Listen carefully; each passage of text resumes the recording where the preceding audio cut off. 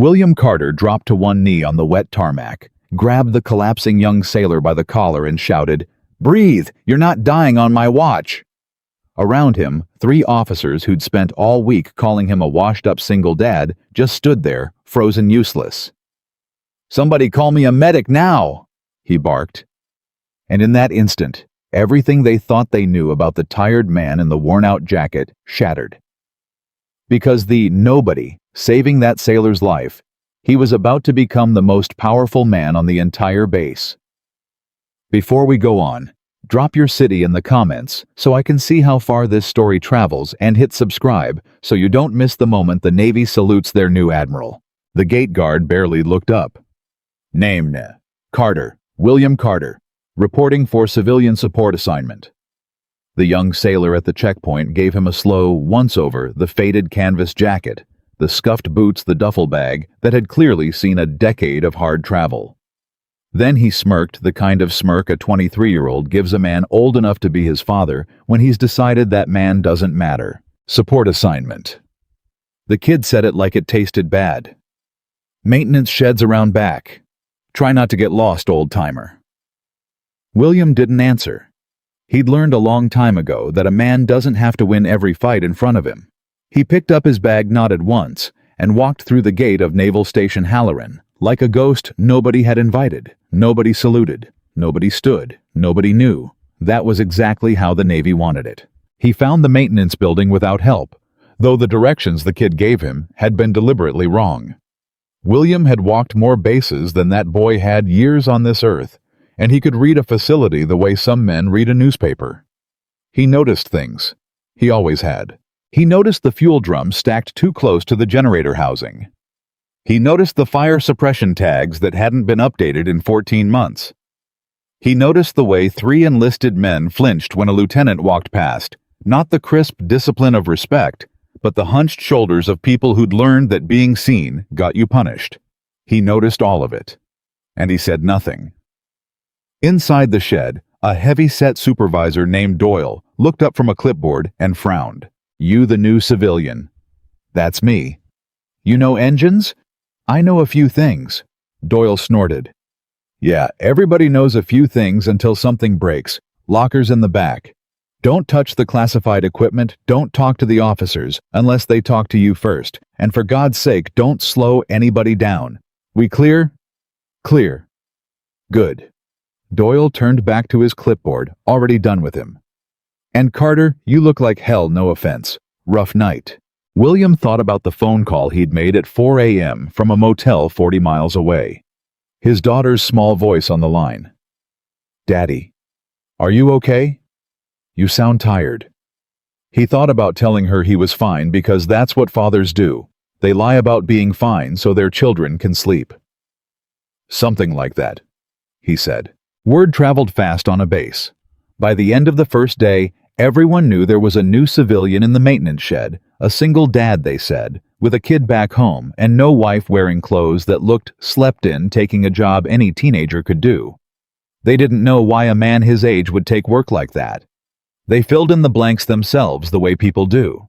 They decided he was a failure, a man whose life had fallen apart, a cautionary tale in a canvas jacket, and they treated him accordingly. The first real humiliation came on day 3. William was crossing the yard with a toolbox when a cluster of junior officers came the other way, laughing about something. At the center of them walked Lieutenant Commander Bradley Vance Young, for his rank-sharp uniform, the kind of confidence that only comes from never once being told no. Vance stopped, looked William up and down, and smiled the way a cat smiles at something small. "You lost, buddy." "No, sir, just heading to the east hangar." "Sir?" Vance turned to his friends, delighted. "You hear that? At least the old man's got manners." He turned back. "What's your story, huh? You look like life chewed you up and spat you out." One of the junior officers, a lieutenant named Ortiz, laughed. "I heard he's got a kid, single dad. Is that right?" Vance's smile widened. "Single dad. Well, that explains the look." He leaned in, dropping his voice just enough that everyone could still hear. "Word of advice, friend. This is a place for warriors, real ones, not for guys hiding from their divorce papers by mopping our floors. So, do us all a favor." He tapped William once on the chest with 2 fingers. "Know your place, single dad." The words landed. William felt them land, but his face didn't move. Not one muscle. He'd been shot at in 3 countries. He'd carried men off battlefields with their blood soaking through his uniform. He'd stood at his wife's grave, holding a 4-year-old who didn't understand why mommy wasn't coming home. A 28-year-old in a pressed uniform calling him names didn't even register on the scale of things that had tried to break William Carter. "Understood," was all he said. He picked up his toolbox and walked on. Behind him, the laughter followed bright and cruel. Vance called out one more time, "That's a good boy." William kept walking. That night in the motel room he couldn't quite afford. He sat on the edge of the bed with his phone pressed to his ear. "How was your day, sweetheart?" "We did fractions. His daughter Emma was 11, and fractions were the enemy. I got most of them right. Mrs. Alvarez said I'm getting better."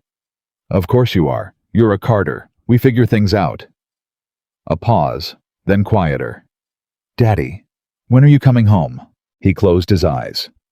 "Soon, baby. I've just got some work to do first. Important work." "Is it dangerous?" He thought about the fuel drums, the flinching sailors, the rot he could already smell under the surface of that base. "No," he lied gently. "Just work.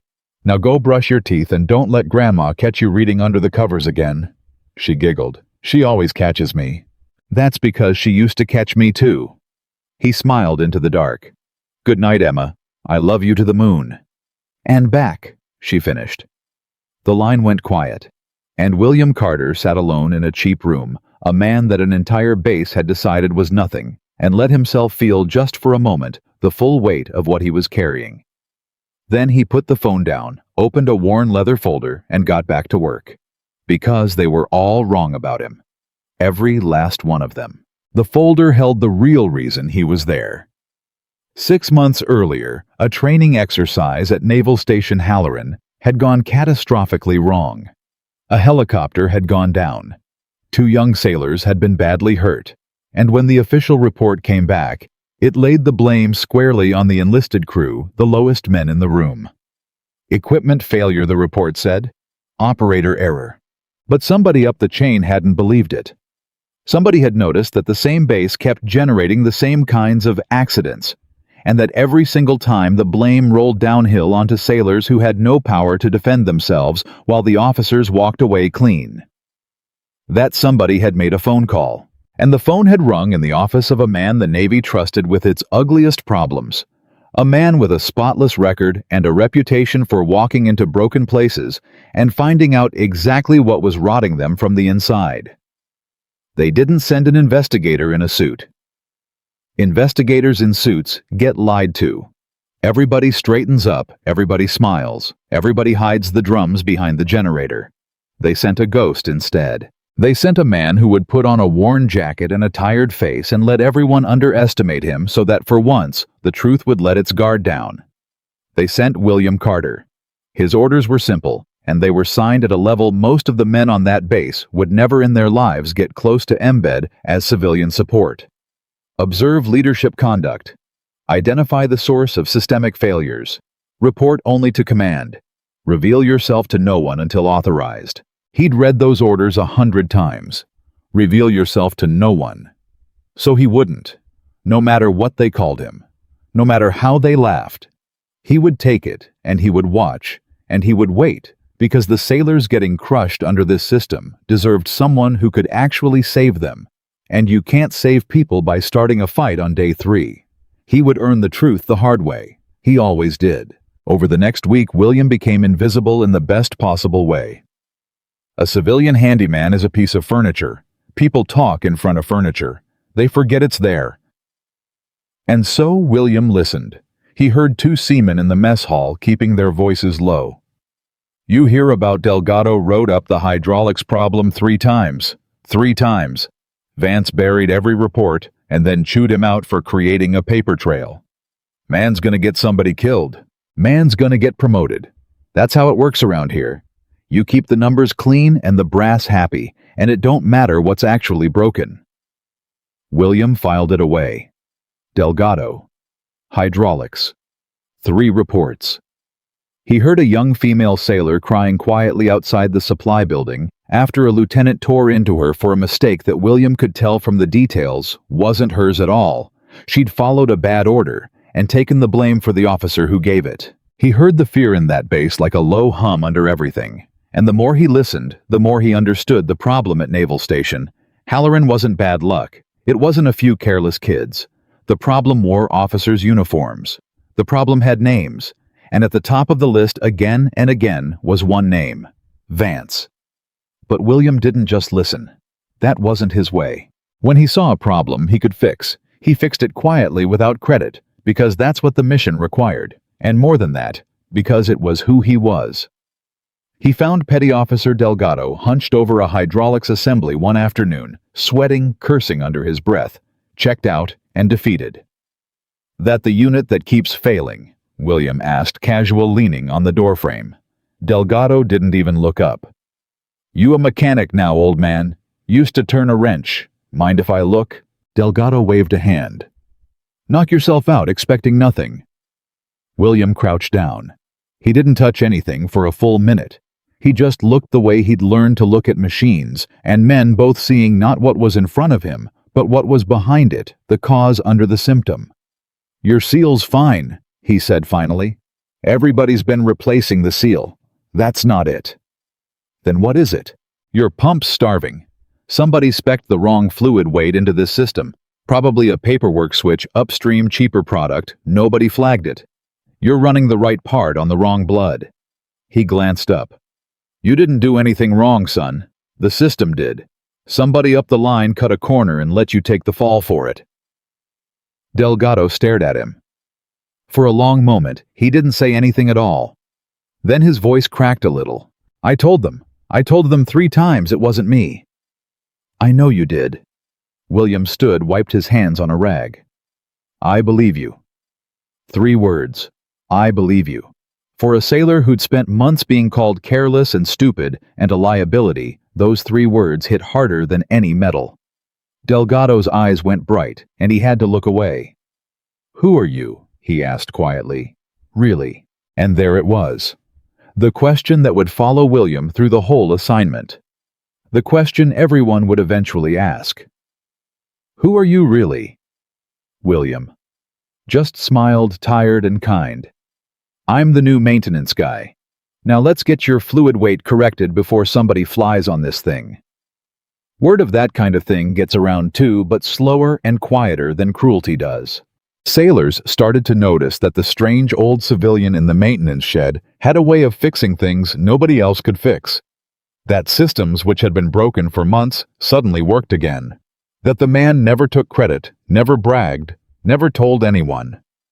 They started to notice that when they were having a bad day, he'd catch at a look, a slump, and he'd say something small and steady that put them back on their feet. "You're not stupid. The situation is stupid. There's a difference. Keep your head up. Do the job right even when nobody's watching. Especially when nobody's watching. A man who admits a mistake is worth 10 who hide one. Don't let anybody teach you otherwise." They didn't know why an old handyman talked like a man who'd led troops. But some of them, the sharp ones, started to wonder. The officers noticed nothing. Which was itself the whole problem. Vance walked past William a dozen times, and never once saw the man watching him. Really watching him, cataloging every corner he cut, every report he buried, every young sailor he crushed to protect his own record. Vance thought he was untouchable. He'd built a whole career on being untouchable. Clean numbers, happy brass blame that always landed on someone else. He had no idea that a ghost was standing 3 feet away writing it all down. One afternoon, it nearly boiled over. Vance came storming into the maintenance area, red-faced, looking for someone to punish. A piece of equipment he'd personally signed off on had failed inspection, and rather than own it, he'd come hunting for a scapegoat. "Who was the last person on this unit?" he shouted. "Who?" Nobody answered. Sailors stared at the floor. William set down his tools. That'd be me, sir. It wasn't.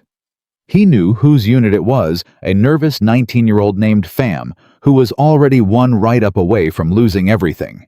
Fam hadn't done anything wrong either. The unit had been broken before he ever touched it.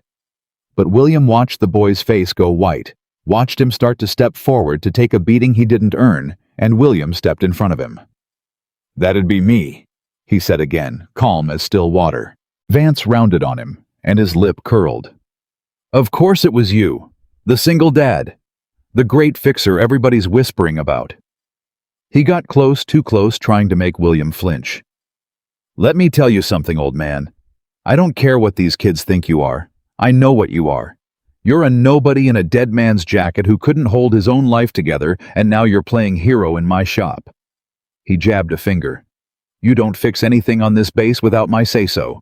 You breathe when I let you breathe. You got that? The maintenance shed had gone dead silent. Every sailor in that room watched to see what the old man would do. And William Carter decorated Commander the Navy's quiet hand, a man who had led operations that Vance couldn't get clearance to read about, looked the lieutenant commander dead in the eye and did not blink. I've got it, sir, he said evenly. Nothing more. Vance held the stare, waiting for a crack that never came. And something flickered behind his eyes, then the first small tremor of a man who's used to breaking people running up against someone who simply would not break. He didn't understand it. He couldn't. So he did what small men do. He laughed it off. Yeah, thought so. He turned to leave, tossing it over his shoulder like garbage. Know your place, single dad. The door slammed, and in the silence that followed, young Fam let out a shaking breath and whispered, You didn't have to do that. That was going to be on me. William picked his tools back up. No, son. It was never going to be on you. That's the whole problem. He met the boy's eyes. But you remember this feeling.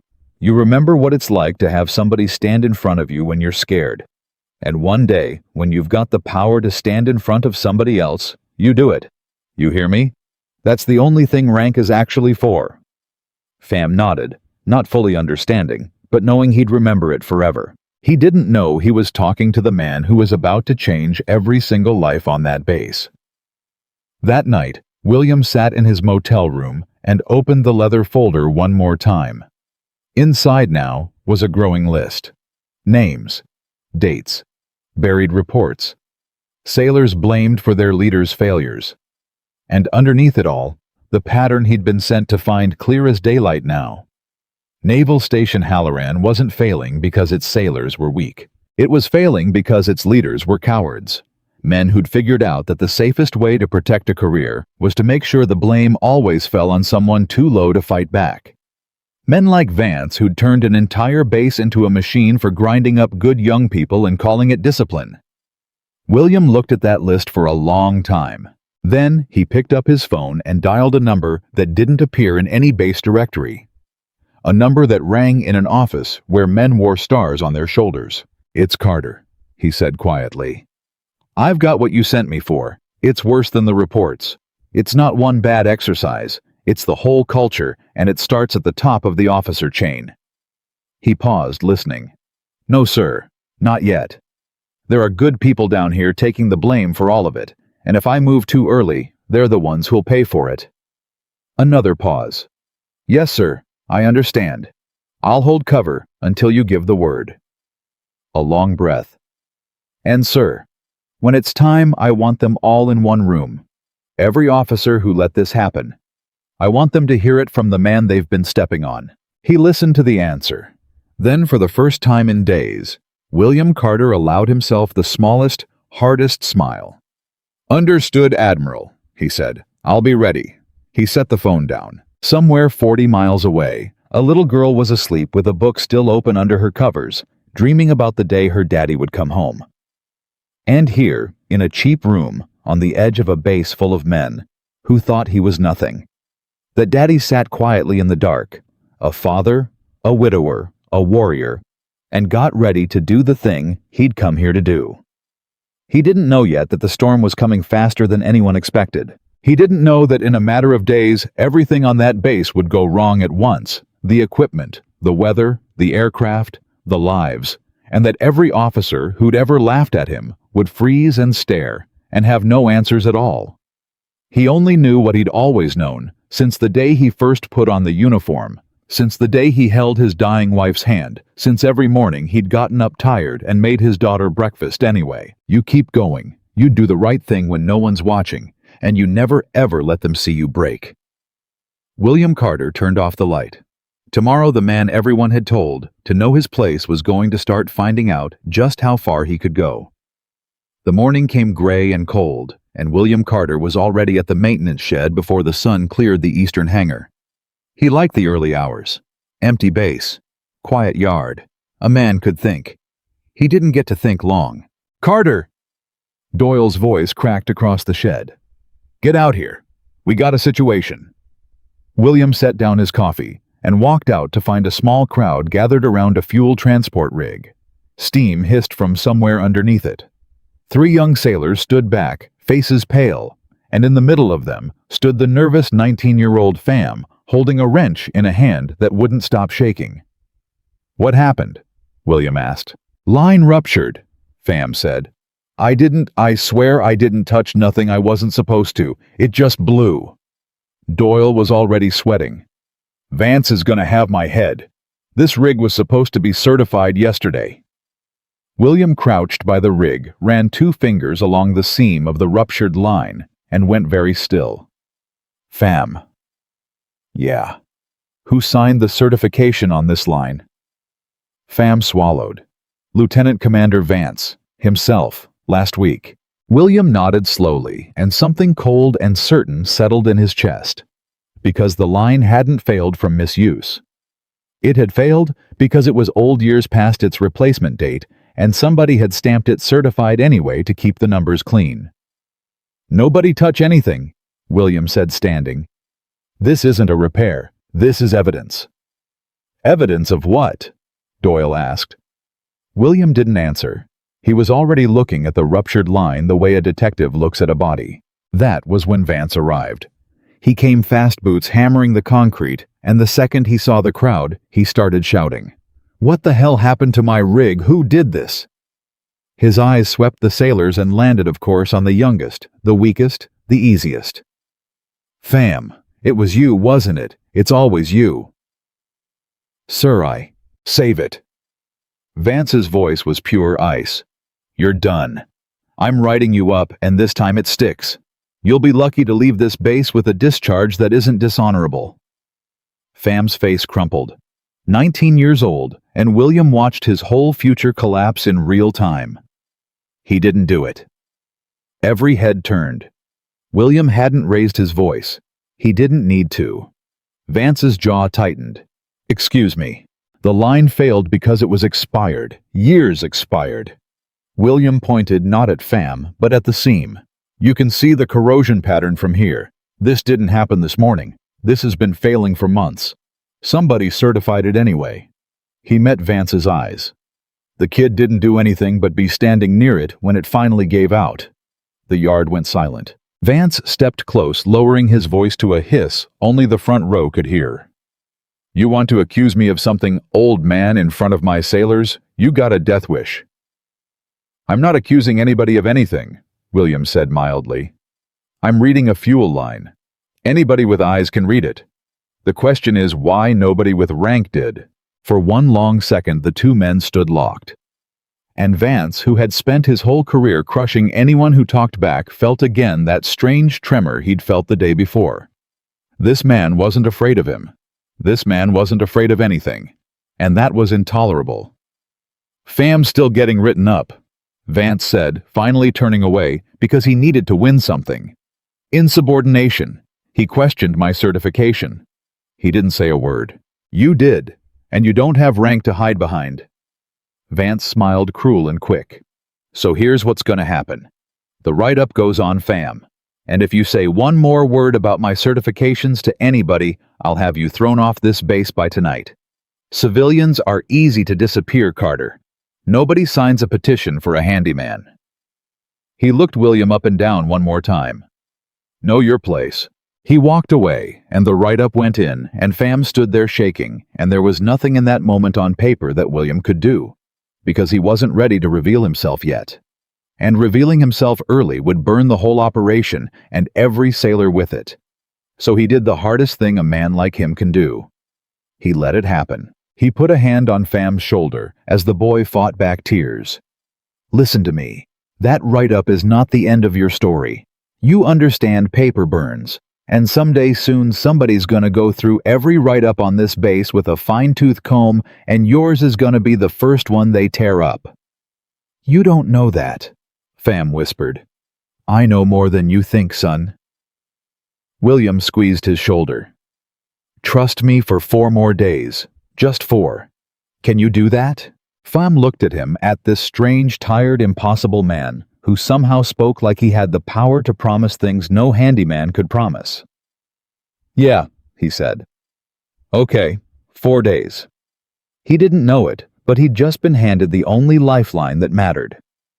That evening, William made his call from the motel, and for the first time, his voice carried an edge. It's Carter. It's escalating. Vance certified an expired fuel line and it ruptured this morning. Could have killed somebody. And instead of owning it, he wrote up a 19-year-old for standing too close.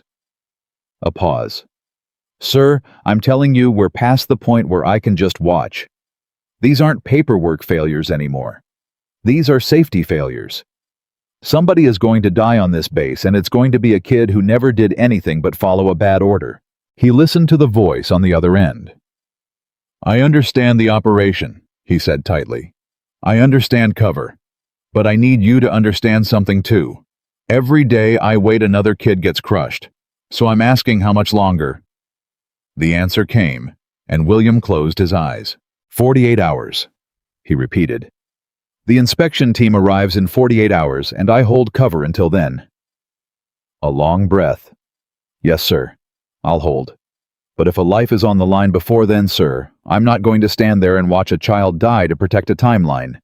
That's not the man you sent. Silence on the line. Then quietly the voice agreed.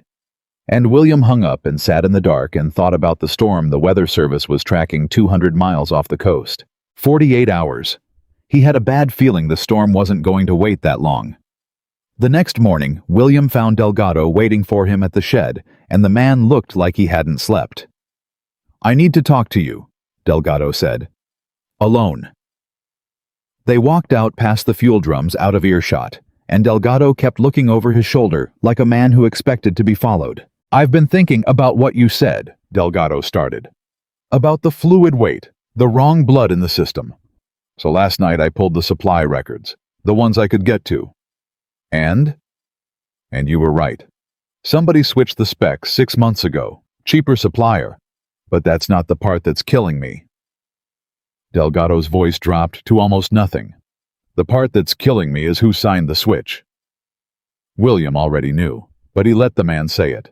Vance, Delgado whispered. It was Vance.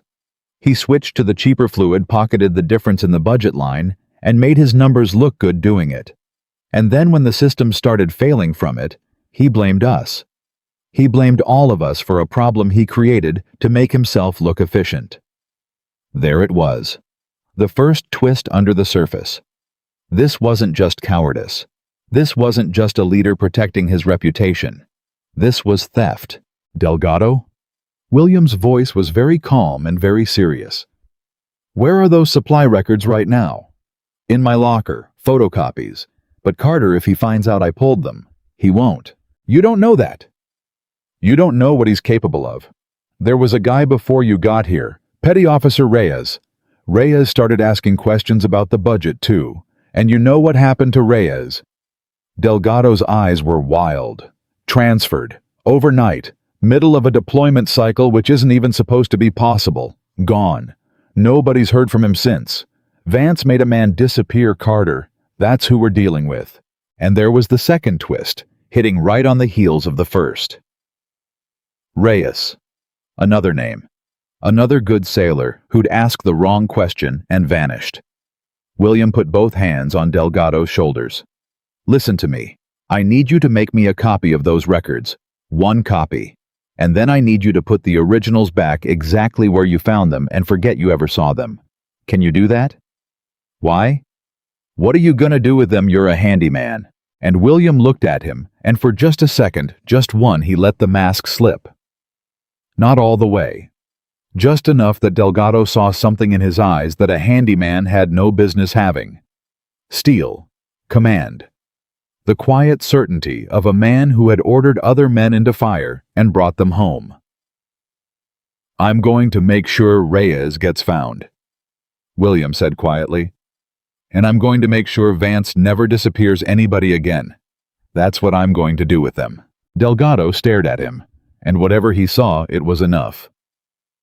"Okay," he breathed. "Okay, I'll get you the copies." He walked away, and William stood alone by the fuel drums and understood that the mission had just grown teeth. This wasn't a culture problem anymore. This was a criminal one. And criminals, when they're cornered, are the most dangerous thing on earth. He had a feeling he was about to corner one. The rest of that day, William worked the shed like nothing had changed, but his mind was moving fast. He needed the supply records. He needed the buried reports.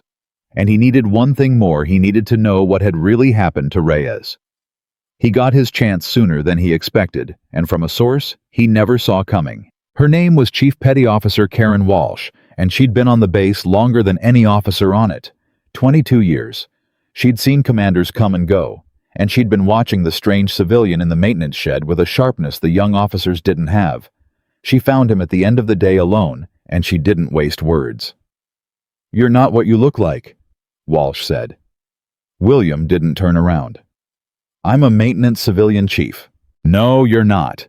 I've been in this Navy 22 years, and I know how a man carries himself when he's used to being obeyed. You've got it. You walk into a room and you check the exits. You fix things officers can't fix. And you looked Bradley Vance in the eye yesterday like he was a boot fresh out of basic." She stepped around to face him. "So I'm going to ask you once, and I want the truth. Who are you really?" Third time. The question that would not stop chasing him. William looked at her for a long moment, measuring. 22 years.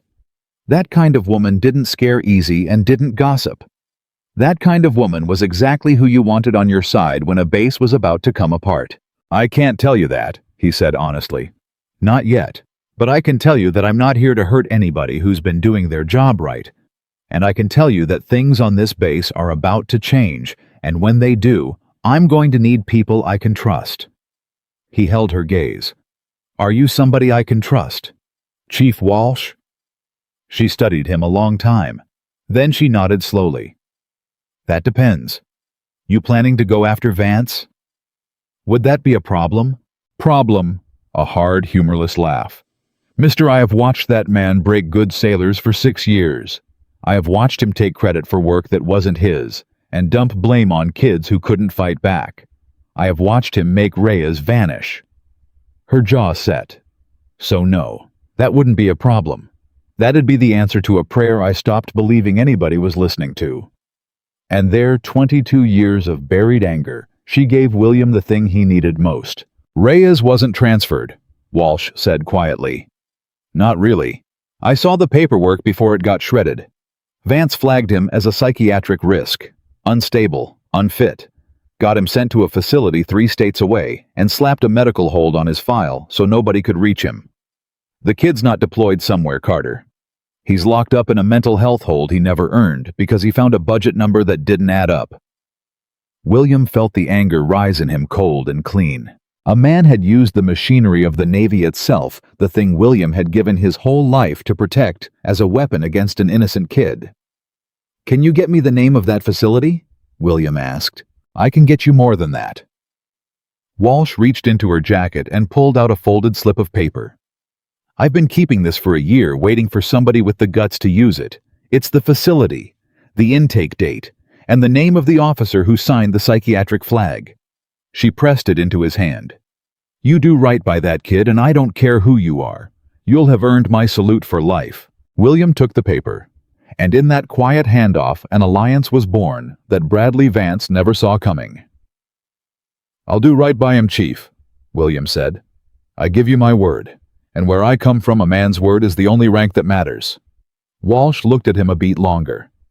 "Yeah," she said softly. "Now I'm real curious where you come from." That night, William didn't sleep. He spread everything out on the motel bed. The fuel line photos, the copies of the supply records Delgado had slipped him Walsh's folded slip of paper with Reyes's facility and intake date.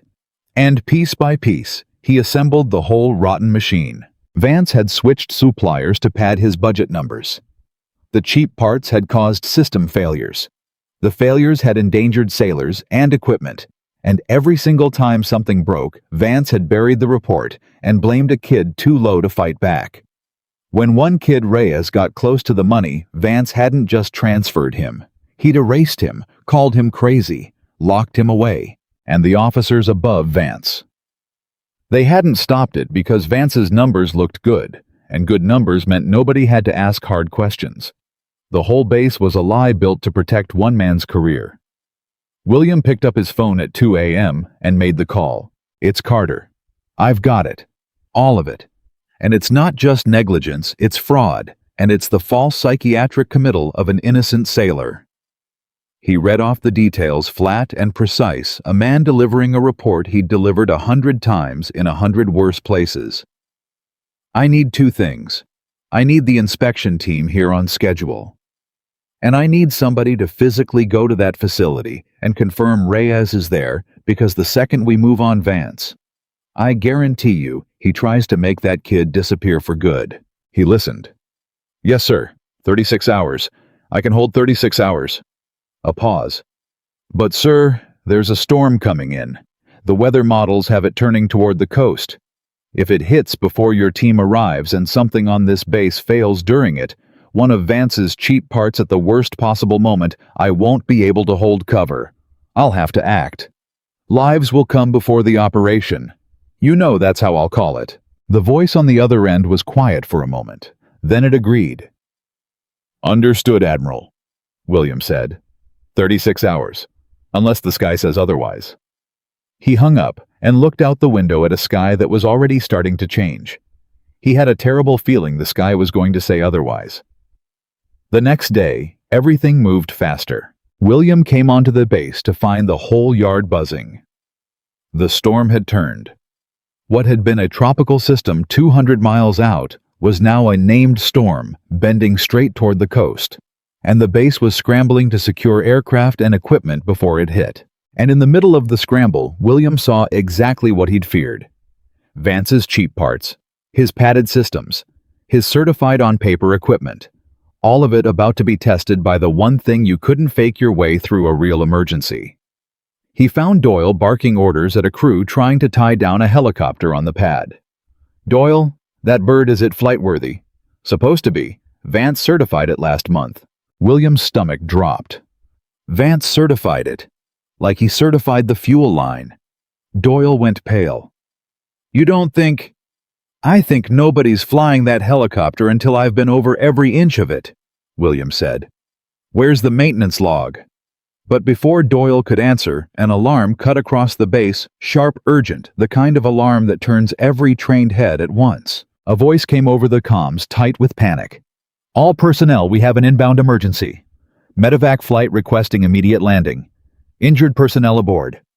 Repeat, injured personnel inbound, and the weather is closing fast." William looked up at the sky. It had gone from gray to black in an hour. The wind was picking up, already tugging at the tie-downs, and he knew, with the certainty of a man who had lived through a dozen of these, that the storm was not going to wait 36 hours. It was going to wait about 36 minutes. The next hour unfolded like a nightmare in fast forward. The medevac flight came in low and hard, fighting a crosswind that was building by the second. William stood in the yard watching it, and even from the ground he could see the aircraft was in trouble. Yawing, correcting yawing again. "Something's wrong with it," he said. Doyle was next to him. "What?" "Listen to the rotor. That's not just wind. That bird's got a mechanical problem."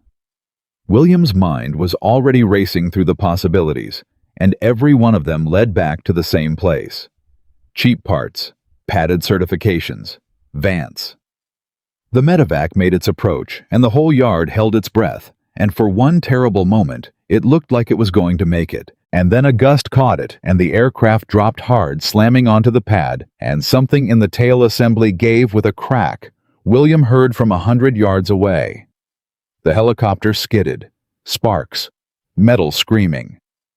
And then it stopped, tilted, one rotor still spinning, fuel starting to leak from a ruptured line onto hot metal. For one frozen second, nobody moved. Then William was running. "Fuel leak!" he roared, and his voice, his real voice, the command voice he'd kept buried for weeks, cut through the chaos like a blade. "Everybody back. Get those injured out of that bird now, before it goes up." The young officers who were supposed to be in charge stood frozen. Vance was among them, and for the first time since William had met him, Bradley Vance had no words, no orders, nothing. His mouth was open, and nothing came out because a man who has spent his whole career faking competence has no idea what to do when competence is actually required. So William did what nobody else would. He ran toward the leaking, sparking aircraft with the crew scattering away from it, wrenched open the medevac door, and started pulling people out. "You grab his legs. Move, move." He hauled the first injured sailor clear, handed him off, went back for the second. The fuel was pooling now, spreading toward the sparks, and every man on that base knew what happened when the two met. "Carter, get out of there!" Doyle screamed. "It's gonna blow!" "Not yet. It isn't." William was already dragging the third man out, a young medic with a gash across his forehead, half conscious, murmuring something about his patient. "I've got you. I've got you, son. You're not dying today." And then the collapsing sailor from the very beginning. One of Vance's own junior officers, a kid named Ortiz, who'd laughed the day Vance called William a single dad, went down right beside the aircraft, overcome by fuel fumes, dropping to his knees 10 feet from a fire that was about to start. William saw him fall. And that was the moment, the exact moment the whole opening had been building toward, when William Carter dropped to one knee on the wet tarmac, grabbed the collapsing young officer by the collar, and shouted, "Breathe! You're not dying on my watch!" Around him, the three officers who'd spent all week calling him a washed-up single dad just stood there, frozen useless. "Somebody call me a medic now," he barked. And then he threw Ortiz's arm over his shoulder, hauled 200 pounds of dead weight up like it was nothing, and carried the kid clear of the aircraft a heartbeat before the fuel found the spark, and the medevac went up in a wall of heat that knocked half the yard off their feet. William hit the ground on top of Ortiz, shielding the boy with his own body, and felt the fire roll over them and away. When he lifted his head, his ears ringing, his jacket smoking at the shoulder, the first thing he saw was every face on that base turned toward him. Every single one. The sailors he'd helped. The officers who'd mocked him. Doyle, Walsh, Delgado, Pham. And Vance, most of all staring at the tired single dad in the burned jacket, who had just run into a fire that the whole chain of command had run away from. Ortiz coughed underneath him, alive, breathing. "You're okay," William said to him quietly. "You're okay, son. I've got you." And the kid who had laughed at him a week ago looked up into the face of the man who'd just saved his life, and his eyes filled with tears, and he choked out the only thing that mattered. "Why?" Ortiz whispered. "Why'd you come back for me? After everything I said?" William helped him sit up steady, careful. "Because that's the job, son. The real job. Not the rank. Not the title. The job is you run toward the people who need you, even the ones who spit on you. Especially those ones." He met the boy's eyes. "You remember that. If you remember one thing from today, you remember that." The medics reached them then, and the moment broke, and the yard exploded into motion. But something had shifted. Everyone had seen it, and nobody could unsee it. The single dad, the nobody, the man they'd told to know his place. He was the only one who'd known what to do. It should have been over. The injured were out. The fire crews were on the aircraft. But William, coming to his feet, looked up at the black sky and knew the storm was only getting started. And that's when the base's power grid, running on the same cheap padded Vance-certified systems as everything else, went down. Every light on the base died at once. The comms went silent.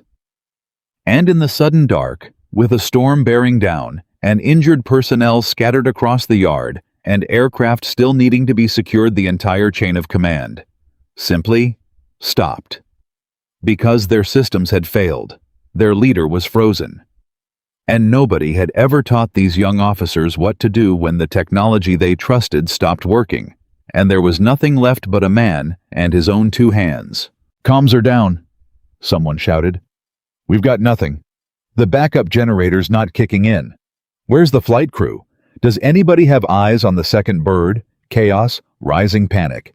And Vance, the man in charge, the man who was supposed to lead, stood in the dark yard with his mouth open, paralyzed, a coward finally standing in the one place his lies couldn't protect him. And into that dark, that panic, that leadership vacuum, one voice rose. Steady, certain, loud enough to reach every ear. "Listen to me." Everyone turned. William Carter stood in the middle of the yard, silhouetted against the burning aircraft. And when he spoke again, his voice carried the weight of 20 years of command. "My name is Carter, and right now I'm the only one giving orders, so you're going to follow them, and we're going to get everybody through this. Doyle, take 4 men and get the backup generator running manually. I know it's Vance-certified junk, so hotwire the bypass. I'll walk you through it. Walsh, you know this base better than anybody. Get me a head count. I want to know where every soul is. Delgado, the second helicopter is our only medevac now, and I need it flight-worthy. You and me were going over it together because I don't trust a single certification on this base." Nobody moved. For one heartbeat, they just stared. "That wasn't a suggestion," William roared. "Move!" And they moved. Because in a crisis, human beings will follow the voice that sounds like it knows where the exit is. And William Carter's voice sounded like it had walked out of 100 fires and knew the way out of every one. The men who'd mocked him a week ago were now running to carry out his orders. The officers who outranked him were now looking to him for what to do next. And Vance stood in the dark, forgotten, irrelevant, watching a handyman command his entire base while he could do nothing but shake. "Who are you?" Vance finally screamed, his voice cracking with fury and fear. "You don't have the authority to—" "I have the authority that matters right now." William cut him off without even turning around. "The authority of being the only man here who knows what he's doing. You want to challenge that? Then step up and lead, right now, in front of everybody. Tell these people what to do." He turned then slow and fixed Vance with a look that could have cut steel. "Go on, they're waiting. Lead them, Commander." Vance opened his mouth. Nothing came out, and every sailor in that yard watched their leader fail. The only test that ever counted watched him stand frozen and silent while the storm howled around him, and understood in that moment exactly what William had understood weeks ago. The Emperor had no clothes. The great Lieutenant Commander Vance was a fraud. "That's what I thought," William said quietly, and turned his back on the man, and went to work saving the base that Vance had spent 6 years hollowing out. The next 2 hours were the longest of William Carter's life since the war. He was everywhere at once. Under the second helicopter, with Delgado, finding, of course, a cracked component that never should have passed inspection, jury-rigging a fix with his own hands in the dark.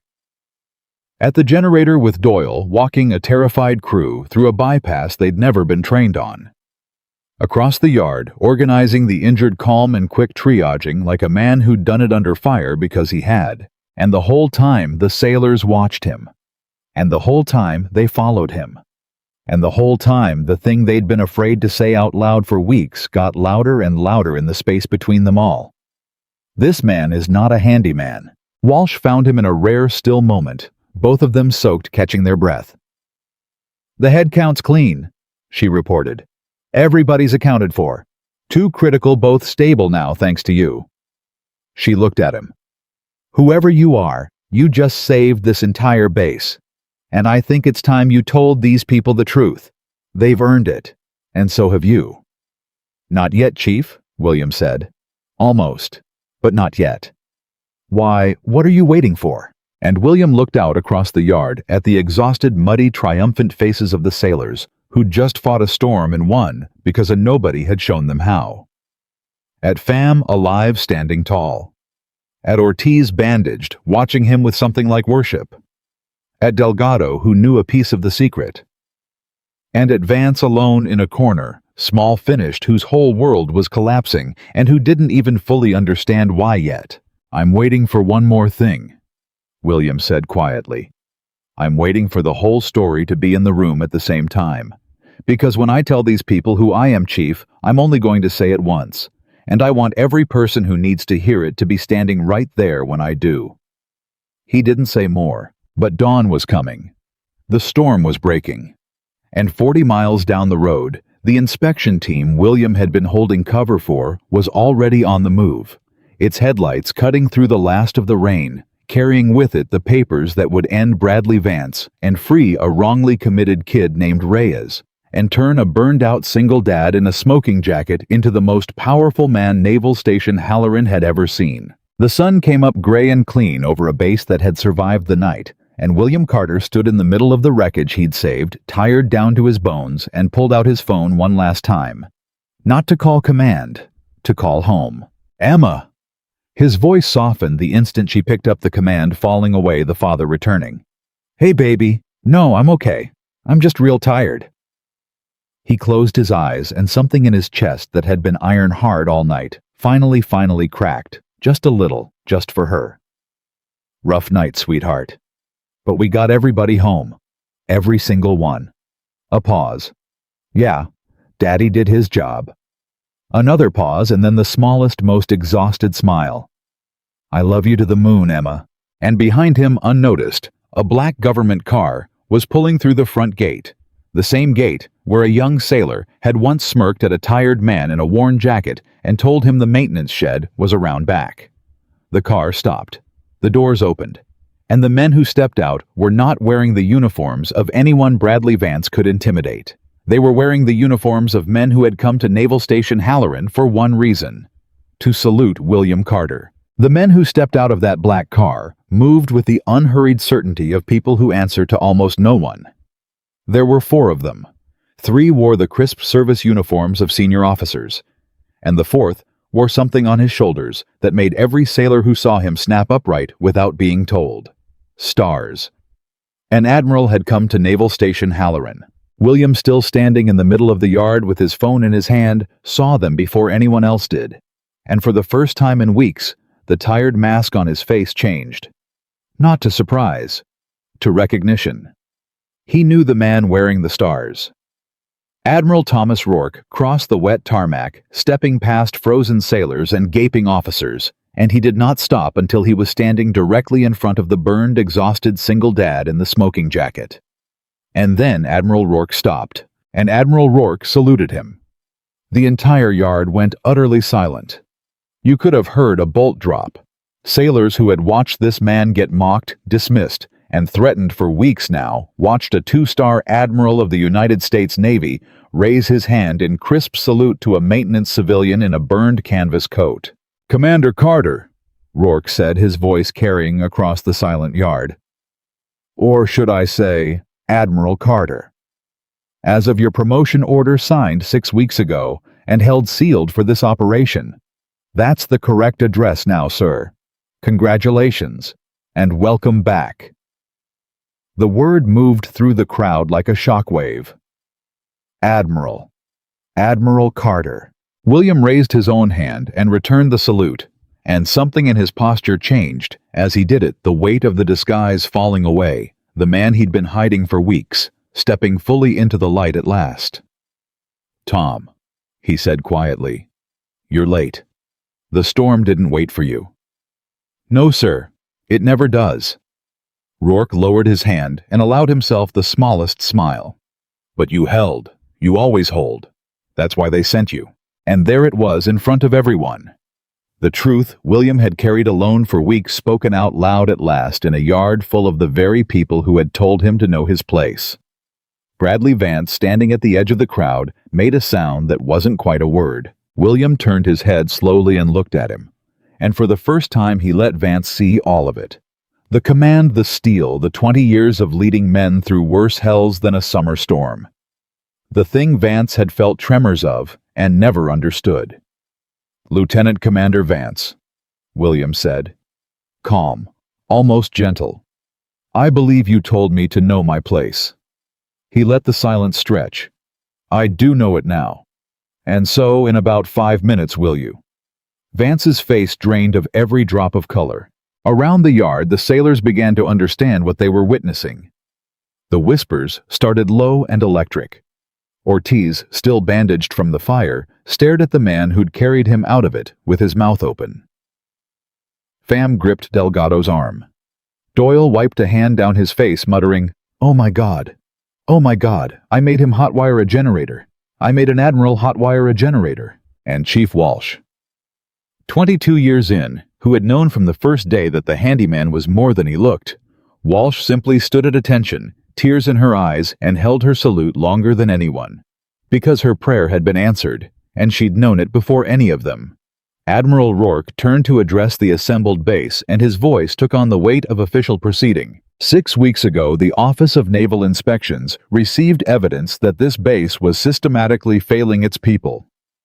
Good sailors were being blamed for failures they didn't cause. Safety reports were disappearing. And at least one sailor had vanished after asking the wrong questions. He let that land. The Navy does not tolerate this, so we did what we do when the paperwork lies to us. We sent the best man we have to find the truth from the inside. We sent him with no rank on his shoulders and no name anyone would recognize, and we told him to let you all underestimate him, because underestimated men see everything. Rourke turned and gestured to William. "This is Admiral William Carter, 22 years of service, 3 combat theaters, a record I'm not cleared to read to you in full, and for the past several weeks the man some of you called a washed-up single dad." The shame that moved through the crowd was a physical thing. Officers who had laughed at William dropped their eyes. The gate guard who had smirked and sent him the wrong way looked like he wanted the tarmac to swallow him whole. But William held up a hand. "Nobody hang your head yet," he said. "We're not done. And the part that comes next isn't about me." He turned to Rourke. "Tom, Reyes, tell me your team confirmed it." Rourke's face went grim. "We did. Petty Officer Daniel Reyes is exactly where your intelligence said he'd be. A psychiatric hold facility 3 states away committed on a falsified evaluation medical block on his file so no one could reach him. Our people walked in with a federal order 2 hours ago." He paused. "He's being released as we speak, sir. He's coming home." A sound went through the crowd. Sailors who'd known Reyes, who'd been told he was unstable, who'd believed it because an officer told them to. And now the truth landed on them all at once, and it was an ugly truth to swallow. And in the middle of it, Bradley Vance took a step backward, toward the edge of the crowd, toward the gate. William saw it. "Vance?" One word. It stopped the man cold. "Don't. You'll only make it worse, and I promise you it's already as bad as it can get." William walked toward him now, slow, the whole yard parting to let him through. "You want to know how I know it's as bad as it can get? Because I have every supply record you doctored. I have the fluid spec switch with your signature on it. I have the budget line where you buried the money you saved by putting cheap parts in aircraft that carry wounded kids." His voice never rose, and somehow that made it worse. "And I have the psychiatric flag you signed on Daniel Reyes, a 19-year-old you had locked in a hospital because he found a number that didn't add up." Vance's mouth worked. "You can't, you don't understand how this base runs. You don't understand the pressure, the numbers they demand. You were just protecting yourself," William finished, "at the cost of everyone under you. That's the whole story, Commander. That's the only story you've got." He stopped a foot away. "I ran into a burning aircraft last night for a kid who spat on me. You know why? Because that's the job. And you couldn't even certify a fuel line honestly, because to you the job was always only about you." The silence was absolute. "You froze last night," William said, quieter now, almost sad. "When it mattered. When lives were on the line and your people needed a leader, you stood in the dark with your mouth open because you never actually learned how to lead. You only learned how to take credit and pass blame. And that works fine right up until the storm comes." He held Vance's eyes. "The storm always comes, son. That's the one thing they can't teach you to fake your way through. Vance's legs seemed to give slightly. One of Rourke's officers stepped forward and took him by the arm, firm but not rough. "Lieutenant Commander Bradley Vance," the officer said. "You're relieved of duty pending a full investigation into fraud, falsification of safety records, and the wrongful committal of Petty Officer Daniel Reyes. Come with me." And that was it. No shouting, no struggle.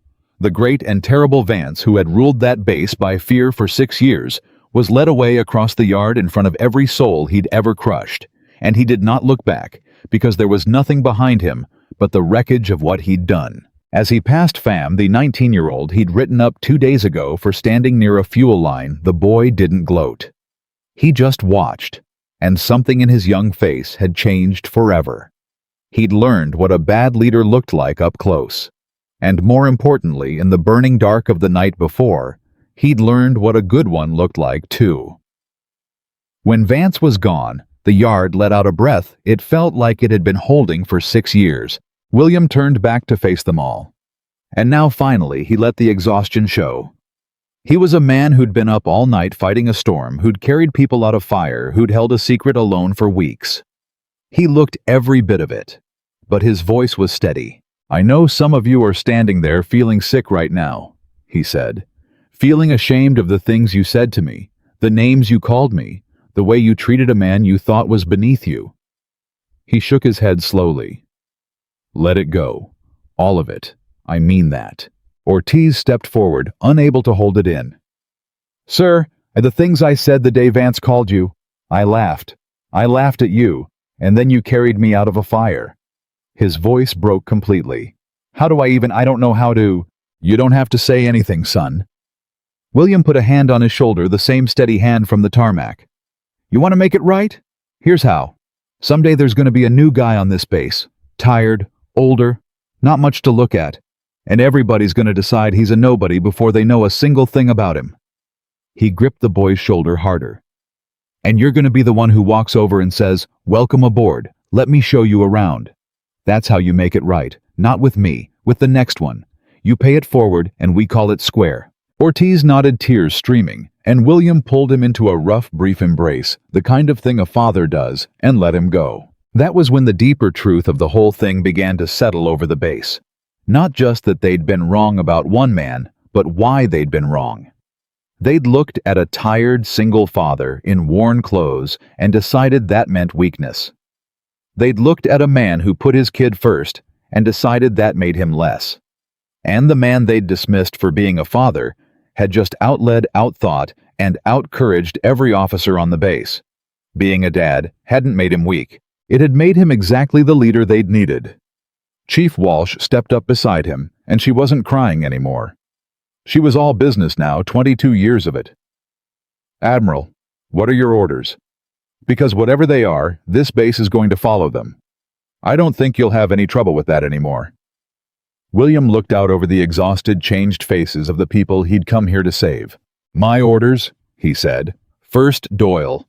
Every certification Vance ever signed is void as of this second. We ground everything that man touched until it's inspected by someone honest. Nobody flies on his lies, not one more time." Doyle straightened.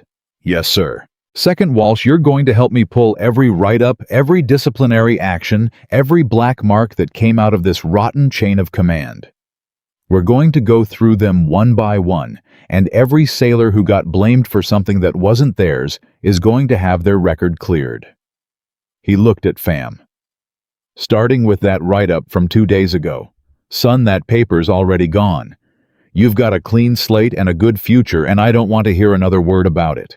Pham's face crumpled with relief, and he managed a shaky, "Thank you, sir." "Third," William's voice softened. "When Petty Officer Reyes gets home and he's coming home, this whole base is going to be standing at the gate to welcome him back. Because we owe him that. Every one of us owes him that. He asked the question the rest of us were too scared to ask, and he paid for it.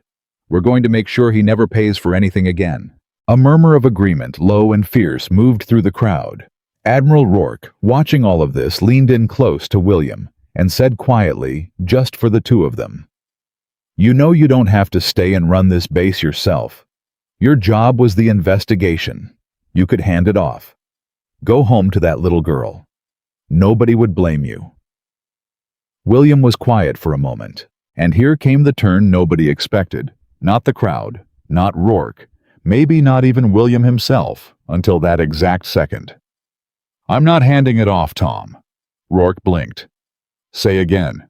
"I want the command." William looked out over the base, the wreckage, the exhausted sailors, the young faces looking to him. "I came here to find what was broken. Well, I found it. And now I'm looking at a base full of good people who got failed by every leader they ever had. Reyes, Pham, Delgado, Walsh, that kid Ortiz who I pulled out of a fire." He shook his head. "I'm not going to find them, fix their records, and then leave them to whatever the Navy sends next. I've done enough leaving in my life." His jaw tightened. "I want to stay. I want to rebuild this place. I want to be the leader these people should have had all along." Rourke stared at him. "You'd be giving up a soft assignment. A desk, time with your daughter, to take command of a base that's a disaster area on its best day." "Yeah," William said. "I would." "Why?" And William's answer was so simple, so quiet, that the men standing near enough to hear it never forgot it. "Because somebody stood up for me once, Tom. A long time ago, when I was a scared kid who'd lost everything, somebody looked at me like I was worth something when I didn't feel worth anything." He looked at the young sailors around him. "I've been paying that back my whole life. I'm not going to stop now just because I finally got the stars to do it right." Rourke was quiet a long moment. Then he nodded slowly. "The paperwork won't be easy. It never is. I'll make it happen." Rourke extended his hand and William shook it. "Congratulations, Admiral Carter. You've got yourself a base." And here was the second twist of the morning, the one that reframed everything. This was never a story about a man proving he was better than the people who mocked him. It was a story about a man choosing over and over to lift up the very people who'd knocked him down. The word spread across the base in minutes. The new maintenance guy, the single dad, the nobody, he wasn't just an admiral. He was their admiral now. He was staying. And a strange thing happened in the faces of those exhausted sailors as the news moved through them. Hope. Real hope, maybe for the first time in years. But William wasn't done. Because there was still one piece of the story that hadn't closed. One person still out there in the dark. He pulled Rourke aside. "Reyes, how long until he's actually here?" "Convoy's driving him now. 6-7 hours depending on the roads. Then we've got work to do before he arrives." William's mind was already moving. That kid was told he was crazy. He was locked up for telling the truth. He's going to come back here half expecting everybody to still believe he's unstable, half expecting to be ashamed. William's voice hardened. "I won't have it. When that boy walks through that gate, I want him to understand in the first 3 seconds before he can even get his guard up that this base knows exactly what he did and exactly what was done to him. I want him to know he's a hero here, not a patient. A hero." Walsh, listening, spoke up. "I'll get the whole base assembled at the gate, sir. Full dress. Everybody who's not on critical duty." "Do it." And so the hours passed and the base transformed itself. Not the buildings, the people. Word of what William wanted moved through the ranks, and sailors who had spent years too scared to stand up for each other now threw themselves into a single shared act of making things right for one wronged kid. They cleaned up, they put on their dress uniforms, and one by one they gathered at the gate. Around hour 4, Delgado found William alone going over the doctored supply records one more time. "Sir." Delgado stood at something like attention awkward, unsure how to talk to a man he'd been calling old man a week ago. "I gotta say something." "Say it, son." "When I gave you those records, I thought I don't know what I thought. I thought maybe you were some kind of reporter or a lawyer or just a crazy handyman with a hero complex." He laughed weakly. "I never in a million years thought—" He stopped. "You risked my whole career telling me to copy those files. If Vance had caught me, he didn't. But if he had, you'd have blown your cover to protect me, wouldn't you?"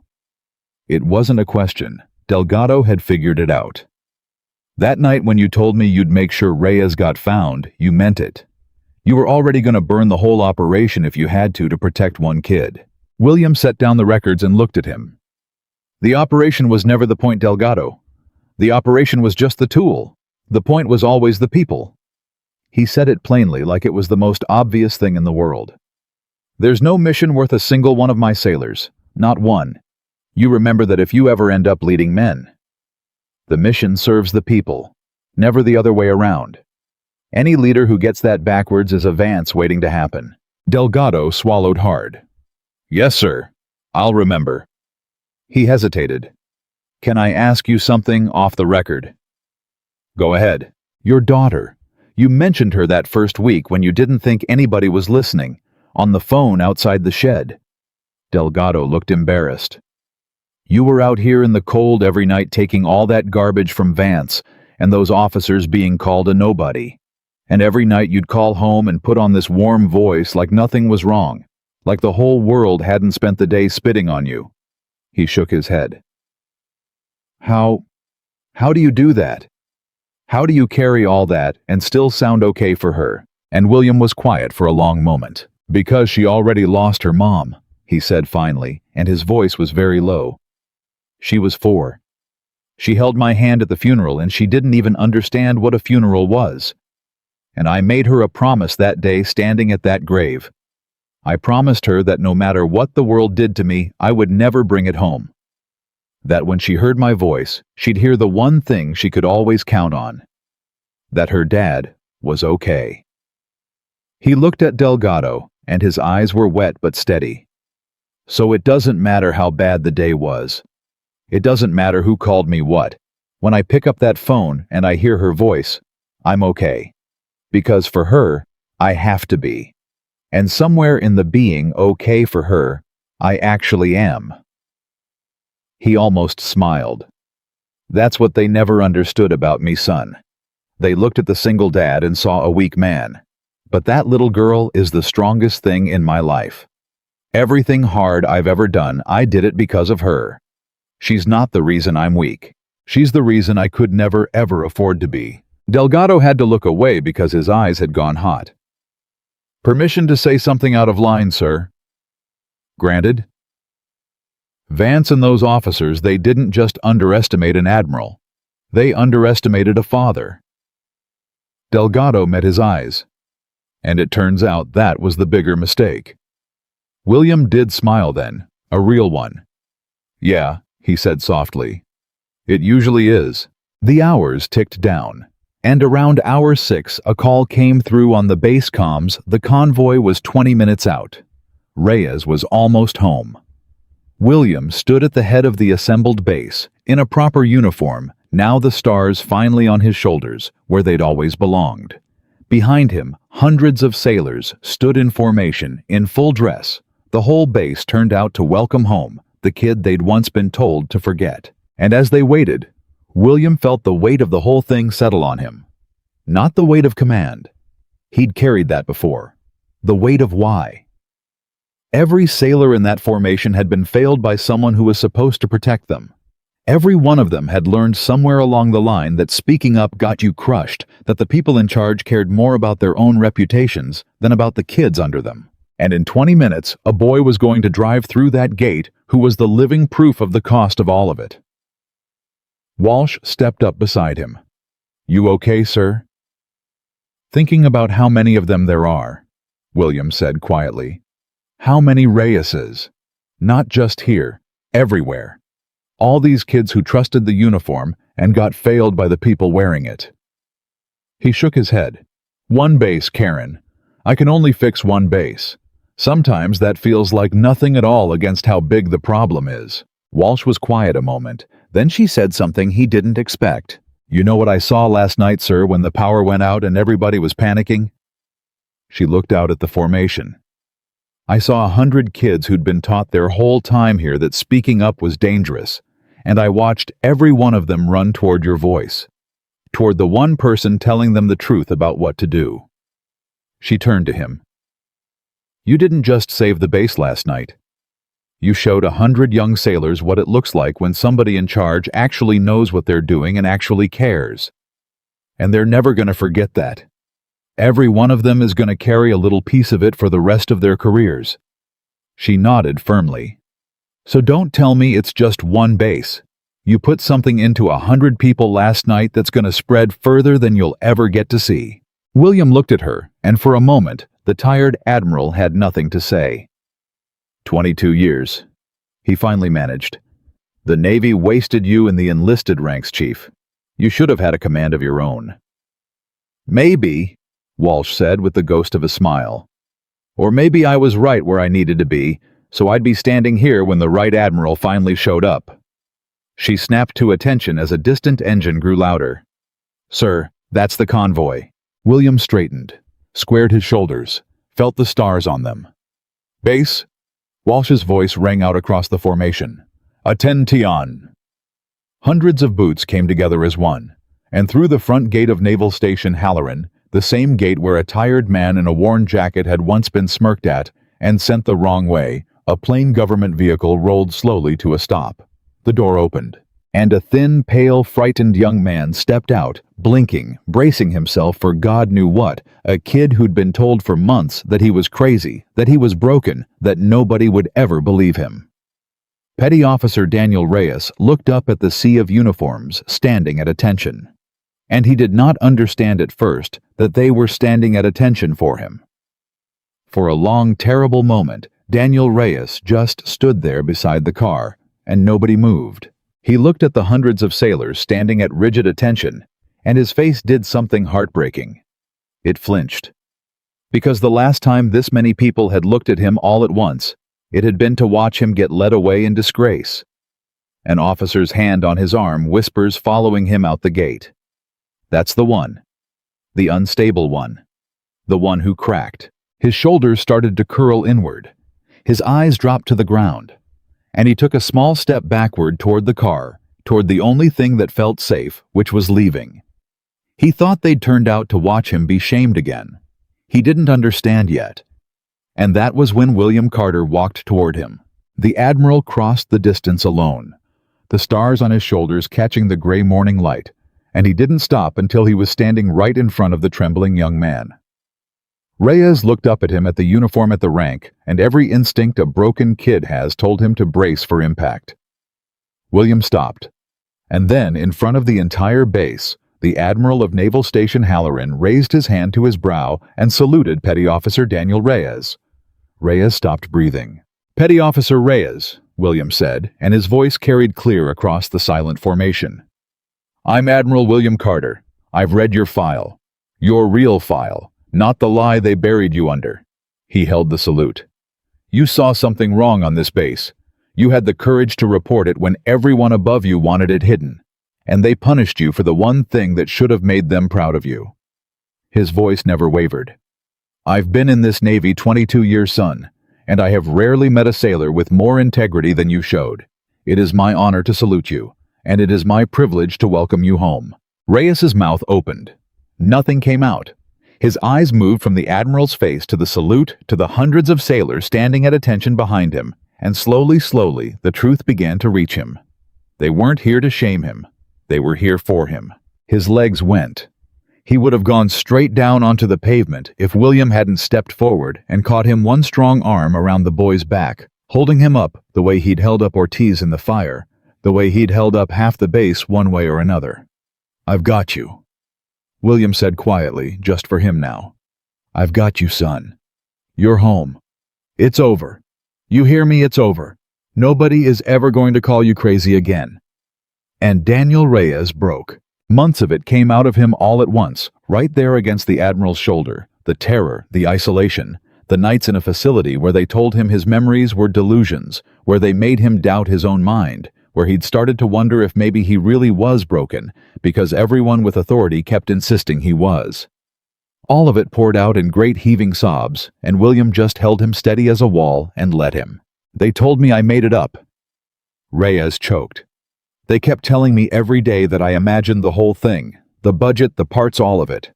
I started to think maybe I really was. Maybe I really did. You didn't imagine anything. William pulled back just enough to look him in the eye, gripping both his shoulders. Every single thing you reported was true. Every number. Every part. All of it. Vance switched the suppliers and pocketed the difference exactly like you said. I have the records in my hand. You were right, Daniel.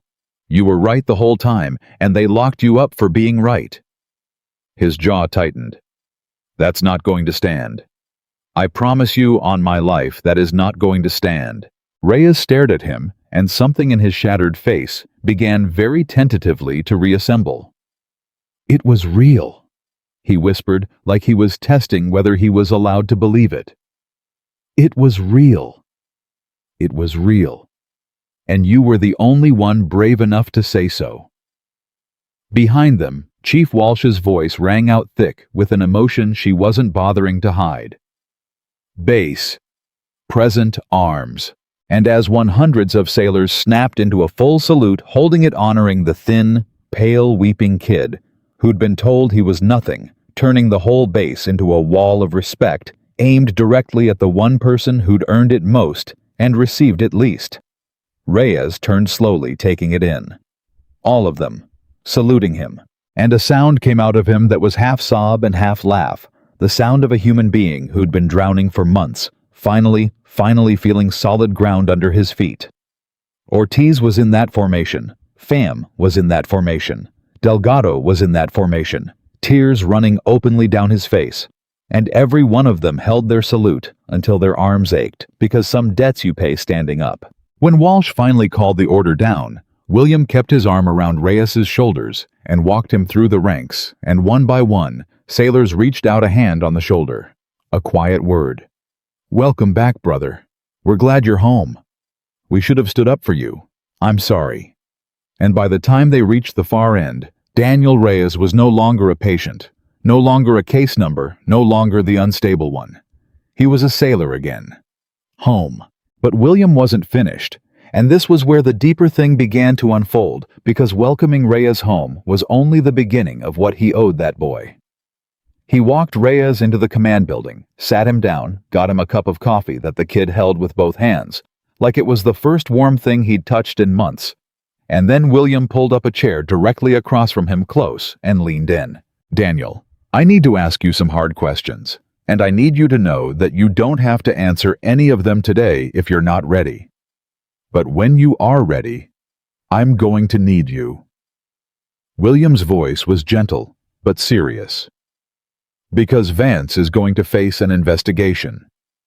And the single most powerful piece of evidence in that investigation isn't the paperwork. It's you.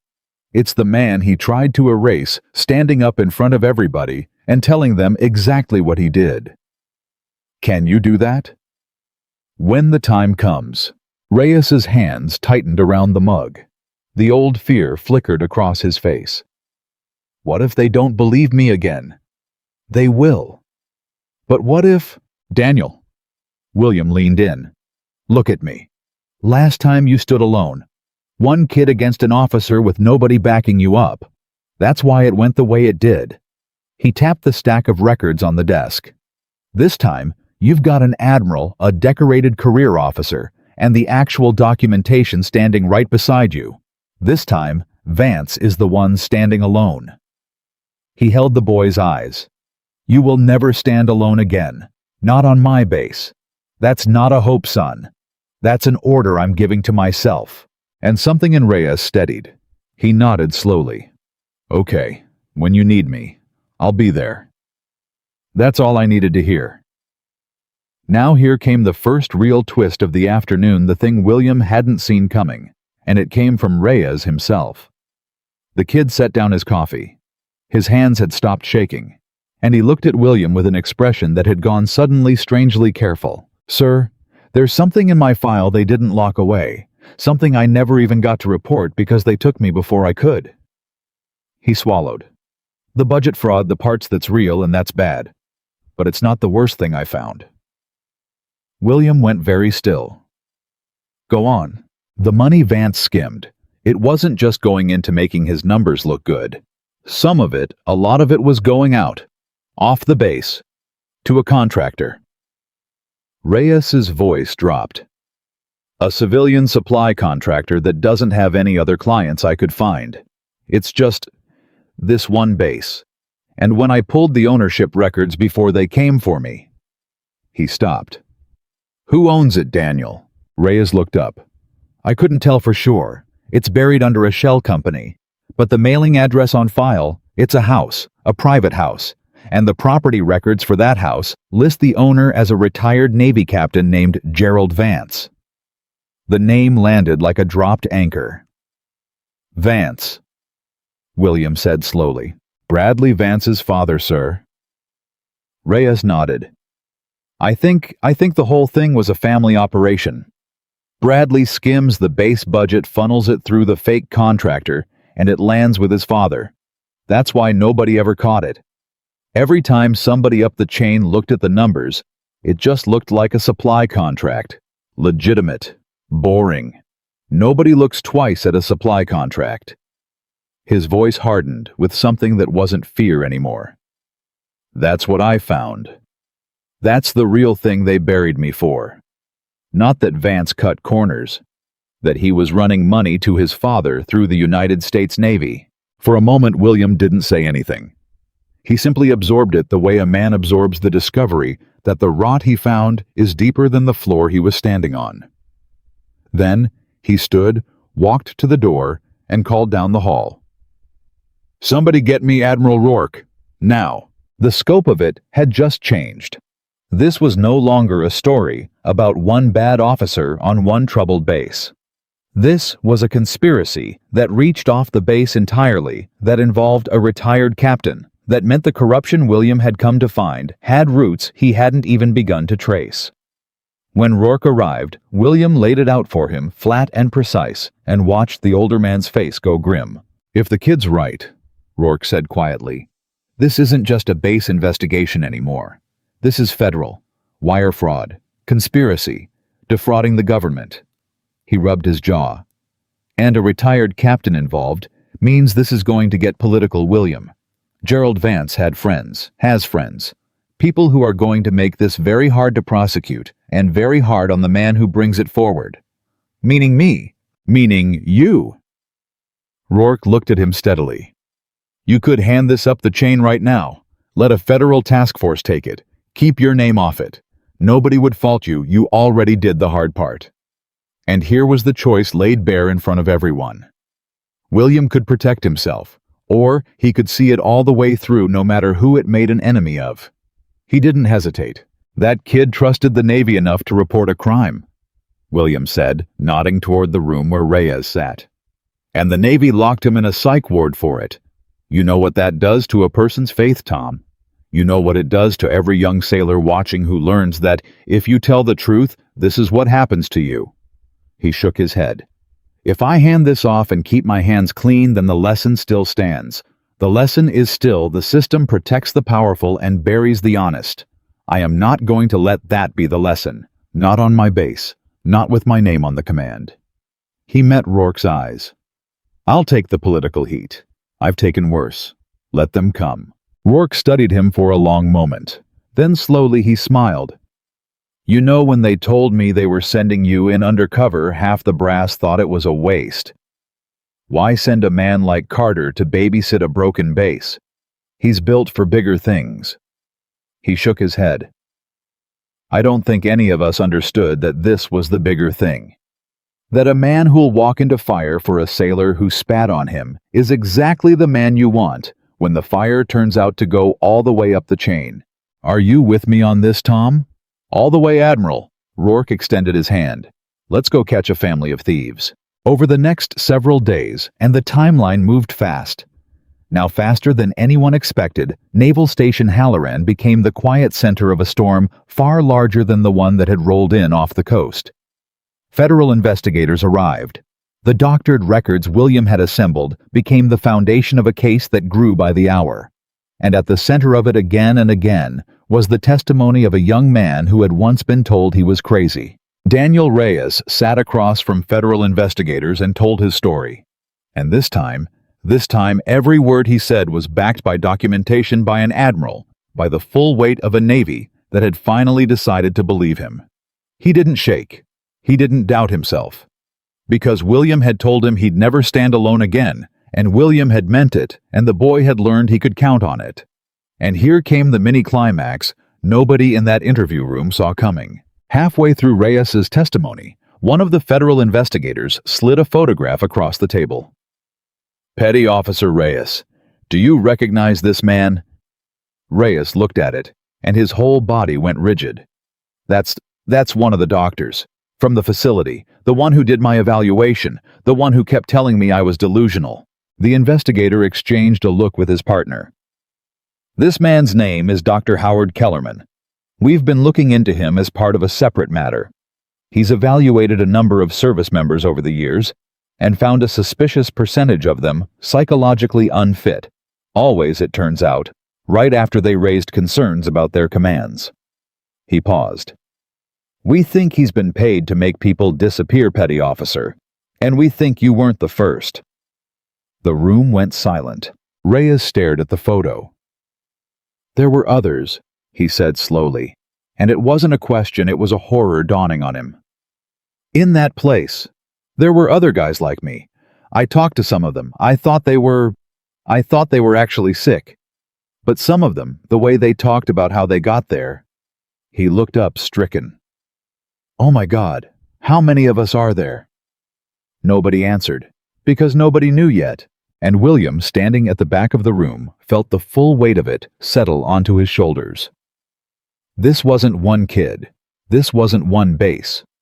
There was a doctor out there who'd built a business out of erasing honest people, and God only knew how many Daniel Reyeses were sitting in facilities across the country right now being told their memories were lies. He stepped forward. "Then we find them," he said, and his voice filled the room. "Every single one. Every sailor, every soldier, every airman, this man was paid to bury. We pull their files, we re-examine every evaluation, and we bring home every last person who was locked away for telling the truth." He looked at the federal investigators.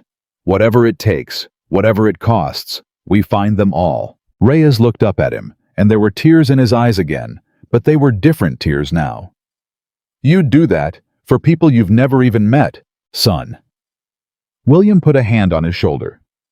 "A week ago I ran into a burning aircraft for a kid who laughed in my face. You think I'm going to leave strangers rotting in hospitals for the crime of being honest?" He shook his head. "There's no such thing as a stranger when it comes to this. Every one of those people is somebody's Reyes, somebody's kid, and every one of them is coming home." That was the moment the investigation stopped being about revenge and became about rescue. William had come to this base to expose a corrupt officer. He was leaving it as the man who might bring home dozens of wrongly imprisoned service members scattered across the country. The mission had grown far beyond anything Rourke had sent him to do, and through all of it, every single night, no matter how late, no matter how heavy the day, William made his phone call home. On the night after Reyes identified the doctor, he sat alone in the command office, long past midnight, the weight of it all pressing down, and he dialed the number that always brought him back to himself. "Hey, baby. Did I wake you?" "No." Emma's voice small and sleepy. "I was waiting for you to call. You're late." "I know, sweetheart. I'm sorry." It was a big day. A pause. And then his 11-year-old daughter, who knew him better than anyone alive, said, "Daddy, you sound different tonight. You sound sad, but like good sad." And William, alone in the dark, felt his throat go tight. "Yeah," he managed. "Good sad. That's exactly what it is." He rubbed his eyes. "I helped somebody today, Emma. Somebody who got hurt real bad by some real bad people. And I found out there might be a whole lot more people who got hurt the same way. And I'm going to help them too. All of them if I can." "That's a lot of people, Daddy." "It is. Is that why you sound tired?" He almost laughed. "Yeah, baby, that's why I sound tired." Emma was quiet for a moment. And then she said something that a lesser man would have missed, but that William Carter carried with him for the rest of his life. "Mommy used to say you were like that," Emma said softly. "She told me once before she went. She said, 'Your daddy's the kind of man who can't walk past somebody who needs help. It's going to wear him out someday, but it's the best thing about him, and don't you ever let him change it.'" A pause. So don't change it, okay, Daddy? Even when you're tired, Mommy said. And William Carter, Admiral of the United States Navy, decorated across 3 combat theaters, the man who had faced down Bradley Vance without blinking and run into fire without flinching, put his hand over his mouth and wept silently alone in the dark, because his dead wife had reached across 4 years and the grave to tell him he was doing the right thing through the mouth of their little girl. I won't change it, baby, he finally whispered. I promise. I won't ever change it. Good. He could hear the smile in her voice, satisfied, certain. Now, come home soon. I miss you. I miss you too, Emma.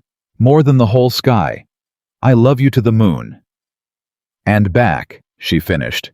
And after she hung up, William sat in the dark a long while, and when he finally stood up, something in him had settled. The exhaustion was still there. But underneath it now was a bedrock certainty that no amount of political heat or powerful enemies could shake. He knew exactly who he was and exactly what he was for. The next morning brought the confrontation everyone had been waiting for. Bradley Vance, out on his own recognizance pending the investigation, showed up at the base. He wasn't supposed to be there. He'd been relieved of duty, told to stay away. But he came anyway, and he came looking for William, and he found him in the yard where it had all started. You. Vance's voice was ragged. He looked terrible, sleepless, unshaven, a man watching his entire life collapse in slow motion. You ruined me. You know that everything I built, everything, gone. Because of you. The sailors in the yard went quiet, watching, tensing. William turned to face him, calm. I didn't ruin you, Bradley. You ruined yourself. I just stopped you from ruining anybody else. You don't understand. Vance's voice cracked. You don't understand the pressure I was under. You think I wanted this. My father. You have no idea what my father is like, what he expected, I was drowning, Carter. I had debts. He had debts and the money was just sitting there and everybody skims a little. Everybody does it. I just... Stop. William's voice was quiet, but it cut clean through. Just stop. Do you hear yourself? You're standing in a yard full of the kids you crushed, and you're telling me you were the victim. He shook his head slowly. You want to talk about pressure? You want to talk about drowning? He gestured toward the command building where Reyes was inside giving testimony. That boy in there was 19 years old. He found your crime by accident, and he had the courage to report it, and you had him locked in a psych ward and told him he was insane until he started to believe it. You took a healthy kid and you tried to break his mind, for money, for your father's debts. William took a step closer. And you have the nerve to stand here and tell me you were drowning. Vance had no answer. His mouth worked, but nothing came. Here's the thing, you never understood Bradley. William's voice softened almost to pity. You looked at me, and you saw a tired single father in worn-out clothes, and you decided that meant I was weak. That's how you saw the whole world, isn't it? Weakness and strength, predators and prey. You looked at everybody, and you asked, can this person hurt me, or can I hurt them? He shook his head. But that's not what strength is, son. Real strength isn't about who you can crush. It's about who you'll carry. He nodded toward the sailors watching. Every one of these kids you called weak, I'd trust any of them at my back before I'd trust a man like you at my front. Because they know something you never learned. They know that we're supposed to hold each other up. That's the whole point of the uniform. That's the whole point of everything. And here came the final turn of the confrontation, the thing that broke Bradley Vance more completely than any handcuffs could. You want to know the worst part, William said quietly. I feel sorry for you. I actually do. Because somewhere along the way, somebody taught you that the only thing that mattered was winning. Probably your father. And you believed it so completely that you were willing to destroy innocent kids to keep from losing. He looked at the broken man in front of him. And now you've lost anyway. You've lost everything. And you're standing here in a yard full of people who despise you, and there's not one single person on this earth who's going to hold you up. Not one. A pause. That's not my doing, Bradley. That's the harvest of every seed you ever planted. You spent your whole life making sure nobody would ever catch you if you fell. And now you're falling, and you were right. Nobody will." Vance's face crumpled. The arrogance, the fury, all of it collapsed inward, and for just a moment, he wasn't a villain. He was just a hollow, terrified man who'd built his whole life on the wrong thing, and was only now far too late understanding it. "What do I do?" he whispered. It came out of him almost involuntarily, a lost child's question. And William, who owed this man nothing, who this man had insulted and threatened and tried to destroy, gave him the only honest answer he had. "You tell the truth," William said. "For the first time in your life, you tell the whole truth. About the money, about your father, about all of it. You cooperate completely. You take responsibility." He held Vance's eyes. "It won't save your career. That's gone. It might not even keep you out of prison. But it's the only road left that ends with you being able to look at yourself in a mirror. And believe me, Bradley, when you've lost everything else, being able to look at yourself is the last thing standing between you and the dark. Don't throw that away too." Vance stared at him, and whatever cruel thing he'd come to that yard to say died in his throat, replaced by something that might, in a better man, have grown into the beginning of shame. Two of Rourke's officers approached to escort Vance off the base. As they led him away, he stopped one last time and looked back at William, and his voice was barely audible. "Why are you being after everything? Why would you tell me how to save myself?" And William gave him the answer that summed up everything the whole base had learned about the tired single dad they'd once dismissed. "Because that's the job, son," William said. "The real one. You run toward the people who need help, even the ones who don't deserve it." He held Vance's broken gaze. "Especially the ones who don't deserve it. That's the only kind of strong worth being." And they led Bradley Vance away, and this time he did look back again and again at the man he had told to know his place, the single father, the nobody, the Admiral, who had just shown him far too late to matter what a real leader looked like. The yard was silent for a long moment after he was gone. Then quietly, one of the young sailors began to clap, and another joined, and another, and within seconds, the whole yard was filled with it, hundreds of sailors applauding not the downfall of a bad man, but the character of a good one, the Admiral standing tired and alone in the middle of them, who had shown them all what they wanted to become. William raised a hand gently, and the applause faded. "Don't clap for me," he said. "Clap for the kid inside that building telling the truth for the second time, hoping this time somebody listens." He looked around at all of them.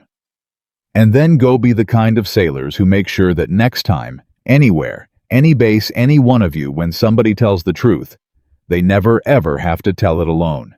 And in the command building behind him, Daniel Reyes finished his testimony, set down his pen, and for the first time in longer than he could remember, felt something in his chest that he'd almost forgotten the shape of. Hope. The weeks that followed moved faster than anyone at Naval Station Halloran could have imagined, and every one of them carried a new discovery, a new homecoming, a new piece of a wrong being made right. The investigation into Dr. Howard Kellerman cracked open like a rotten log, and what crawled out of it horrified even the federal agents who thought they'd seen everything. Reyes had been right. He hadn't been the first. He'd been one of at least 14 service members across 4 states, scattered through facilities where they'd been quietly filed away as unstable, unfit, broken, every single one of them locked up within weeks of raising a complaint about their command. 14 honest men and women. 14 people who'd trusted the uniform and been buried for it. And William Carter had made himself a promise in that interview room in front of everyone that he'd bring home every last one. So he did. He didn't delegate it. He didn't hand it to a task force and let his name fall off the paperwork. Every time investigators located another one of Kellerman's victims, William got on a plane, or he sent Rourke, or he sent the one person he trusted more than any officer to walk into a psychiatric facility and reach a person who'd stopped believing anyone was coming. He sent Daniel Reyes. That was the twist nobody saw coming, least of all Reyes himself. 2 weeks after his own testimony, William called the young man into his office and slid a folder across the desk. "Sir?" Reyes opened it. Inside was a name, a facility, an intake date. This is another one. Like me. Petty Officer Amara Osei, William said. 23 years old. Reported falsified maintenance logs at her base 8 months ago. Kellerman evaluated her 3 weeks later. She's been in a facility in Ohio ever since, and according to the intake notes, she's stopped talking almost entirely. She's given up Daniel. She thinks nobody's coming. Reyes closed the folder slowly, and his hands weren't shaking, but his jaw was tight. "You want me to go? I want you to go." William leaned forward. "Because I can walk in there with all the stars in the Navy on my shoulder and tell that girl she was right, and she's free, and it'll mean something. But it won't mean what it means coming from you." He held the boy's eyes. "You're the only person alive who can walk into that room and say, 'I was where you are. I sat in that exact chair. They told me I was crazy too. And I'm standing here now whole and free and believed, and I came 400 miles to get you out.' Nobody else on earth can say that to her son. Only you." Reyes was quiet for a long moment. And then something moved across his face that William recognized, because he'd spent his whole career watching it happen to young people at the exact moment they discovered what they were for. "When do I leave?" Reyes asked. "There's a car waiting." And that was how the boy who'd been broken became the one who did the mending. Reyes flew to Ohio, and he walked into a room where a young woman sat staring at a wall hollowed out done. And he sat down across from her, and he didn't say any of the things the doctors said. He just said quietly, "My name's Daniel. 8 months ago they told me I imagined a crime. They locked me up right here in a place just like this one. And I started to believe them." He leaned forward. "Amara, look at me. Everything you reported was real. I know it was because I read your file, the real one. And I'm not a doctor, and I'm not here to evaluate you. I'm here because an admiral sent me to bring you home. And I'm not leaving this state without you." Amara Osei looked at him for the first time. And in a voice cracked from months of disuse, she whispered the only thing she could manage. "It was real. It was real," Reyes said. "All of it. And you were brave. And you're going home." She came home 3 days later, and the whole base turned out at the gate, and William Carter saluted her the same way he'd saluted Reyes, and Reyes stood beside her the entire time, with a hand on her shoulder, so she'd know she wasn't alone. One by one, over the following months, they brought them all home. 14 people. 14 homecomings at that gate. And every single time the base turned out in full dress, and every single time William was there, and every single time the sailors who'd once been too scared to stand up for each other stood at attention for a stranger who'd been punished for exactly the kind of courage they were all learning to find in themselves. The base was changing. Not the buildings. The people. And here came a mini-climax that caught even William off guard. About 3 months in, Chief Walsh came into his office with a strange look on her face holding a piece of paper. "Sir, you need to see this. It came up the chain." William took it.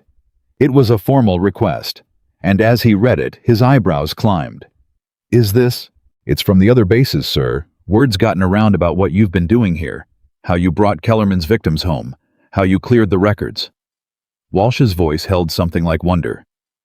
3 other base commanders are asking for your help. They think they might have their own problems. Their own buried sailors. Their own rot they've been too blind or too scared to look at." She paused.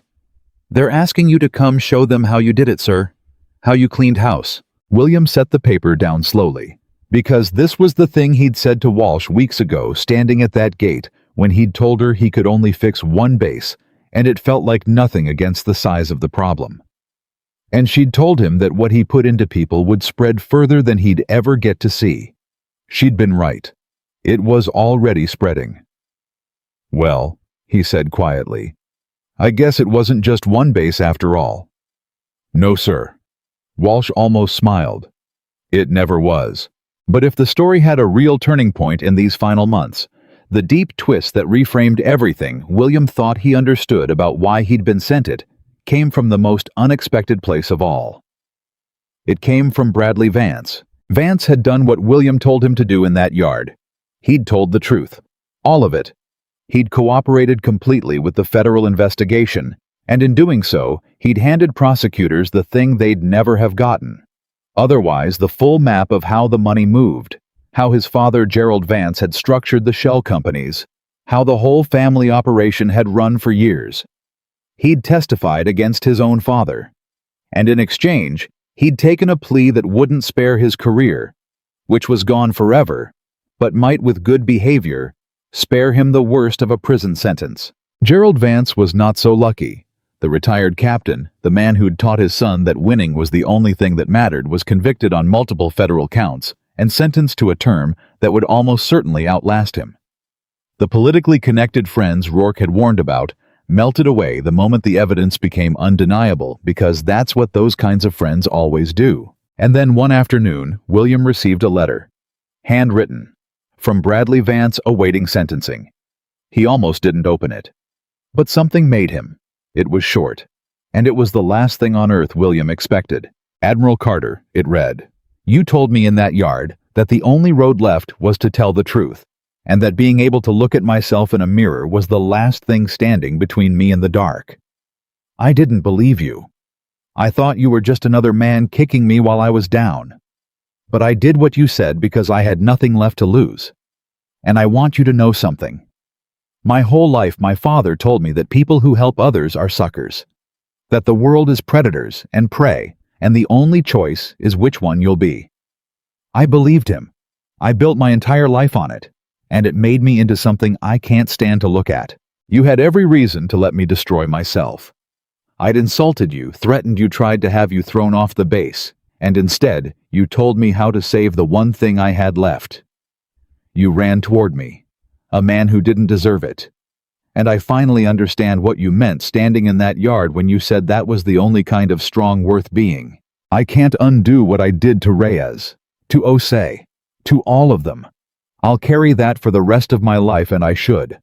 But I wanted you to know that you were the first person in 41 years to show me that my father was wrong. I only wish I'd met you sooner. I think I could have been a different man. I hope your daughter knows what kind of father she has. Tell her from someone who had a very different kind that she is the luckiest girl in the world. Bradley. William read the letter twice, and then he sat for a long time holding it, staring at nothing. Because here was the thing he'd been sent to that base without ever knowing. Rourke had sent him to expose corruption, to find the rot, to bring home the buried. And he'd done all of it. But the deepest thing he'd done, the thing no mission order could ever have contained, was reach a man so lost that everyone else had written him off and plant in him far too late to fix the past, but maybe not too late to change the future, the single radical idea that had governed William Carter's entire life, that we are supposed to hold each other up. He'd changed the base. He'd changed the 14 he brought home. He'd changed the young sailors who watched him run into fire. And he'd even, at the very last, reached the villain of the whole story and left a mark that might just outlive the man's worst deeds. That evening, William called Emma, and for once, he didn't try to hide how much the day had moved him. "Baby, I got a letter today, from somebody I never thought I'd hear from, a man who did some real bad things." He turned the letter over in his hands. "And in the letter, he said something about you." "About me?" Emma's voice was startled. "He doesn't even know me." "No, but he knows about you. He knows you've got a dad who tries to do right." William's voice thickened. "And he told me to tell you that you're the luckiest girl in the world." He had to stop for a second. "But he's got it backwards, Emma. He's got it exactly backwards. I'm the lucky one. Everything good I've ever done I did because I had you to come home to. You're not lucky to have me, sweetheart. I'm lucky to have you. You're the reason for all of it." There was a long pause on the line, and then Emma, 11 years old, wise, in the way that children who've known loss are wise, said softly, "Mommy would be really proud of you, Daddy." And William Carter alone in his office with a letter from a fallen man in his hands, and stars on his shoulders, and the whole weight of what he'd done these past months pressing down on him, finally let it out. Not the silent tears of before, but a real deep cleansing breath that carried away years of things he'd been holding. "Yeah, baby," he whispered. "I think maybe she would." The seasons turned, and Naval Station Halloran became something it had never been in all its years. A place where people told the truth and weren't punished for it. A place where sailors held each other up instead of grinding each other down. William instituted a policy in his first month that he refused to let anyone water down. Any sailor of any rank could bring a safety concern or a report of misconduct directly to the Admiral's office, and no one in the chain of command could touch them for it. He called it Reyes's Rule, and he made sure every new sailor who arrived on the base knew the name behind it and the story behind the name. Delgado made chief within the year, and William pinned it on him personally. Pham, the terrified 19-year-old, who'd almost had his future destroyed over a fuel line he never touched, became one of the most reliable young sailors on the base, and William watched him grow with a private fatherly pride. And Ortiz, the kid who'd laughed at William that first week, and then been carried out of a fire by him, kept the promise William had asked of him. Every single time a new sailor arrived on that base, tired, uncertain, easy to overlook, Ortiz was the first one to walk over and say, "Welcome aboard, let me show you around." He never told any of them why he did it. But he did it every time for the rest of his career, and he taught the ones after him to do it too. The thing William had planted was spreading, exactly like Walsh said it would. And Chief Karen Walsh, 22 years in, who'd waited her whole career for the right admiral to finally show up. William didn't let her fade quietly into retirement. He put her name forward for a commission she'd earned 3 times over, and been passed over for by every coward who'd run that base before him. When it came through, when Karen Walsh finally pinned on the officers' bars, she should have worn a decade earlier, she stood in front of William and couldn't get a single word out. "You don't have to say anything, Chief," William told her. "You held this base together for 22 years while bad men ran it into the ground. You kept the file on Reyes when everyone else shredded theirs. You handed me the truth when I needed it most." He straightened her new bars. "I didn't give you anything today, Karen. I just stopped the Navy from robbing you one more year, that's all." She saluted him, and she held it a long time, the same way she had that very first morning in the smoke and wreckage, when she'd been the only one who'd known that the tired handyman was something more. And then there was Reyes. Daniel Reyes, who'd come home, a hollow, frightened kid who thought the world had proven he was worthless. Daniel Reyes became, over those months, something William hadn't dared hope for. He became a leader. Every one of the 14 homecomings he was there. Every wrongly buried service member who walked back into the light, Reyes was the first face they saw who understood, truly understood exactly what they'd survived. He started an informal network among the survivors, a way for them to find each other to talk to, know they weren't alone in what they'd been through. And one afternoon, near the end of that first year, Reyes came to William's office with a decision. "Sir, I've been thinking about my future, about what I want to do with the rest of my time in the Navy." He stood at ease, but there was steel in him now, the settled steel of a young man who'd found his purpose in the worst place imaginable. "I want to apply to become an advocate, an official one. I want to work with the JAG office, with mental health services, with the Inspector General. I want to build something permanent. So that what happened to me, what happened to Amara, what happened to all 14 of us, so that there's a system to catch it. So that no sailor who tells the truth ever gets to disappear again." He looked at William.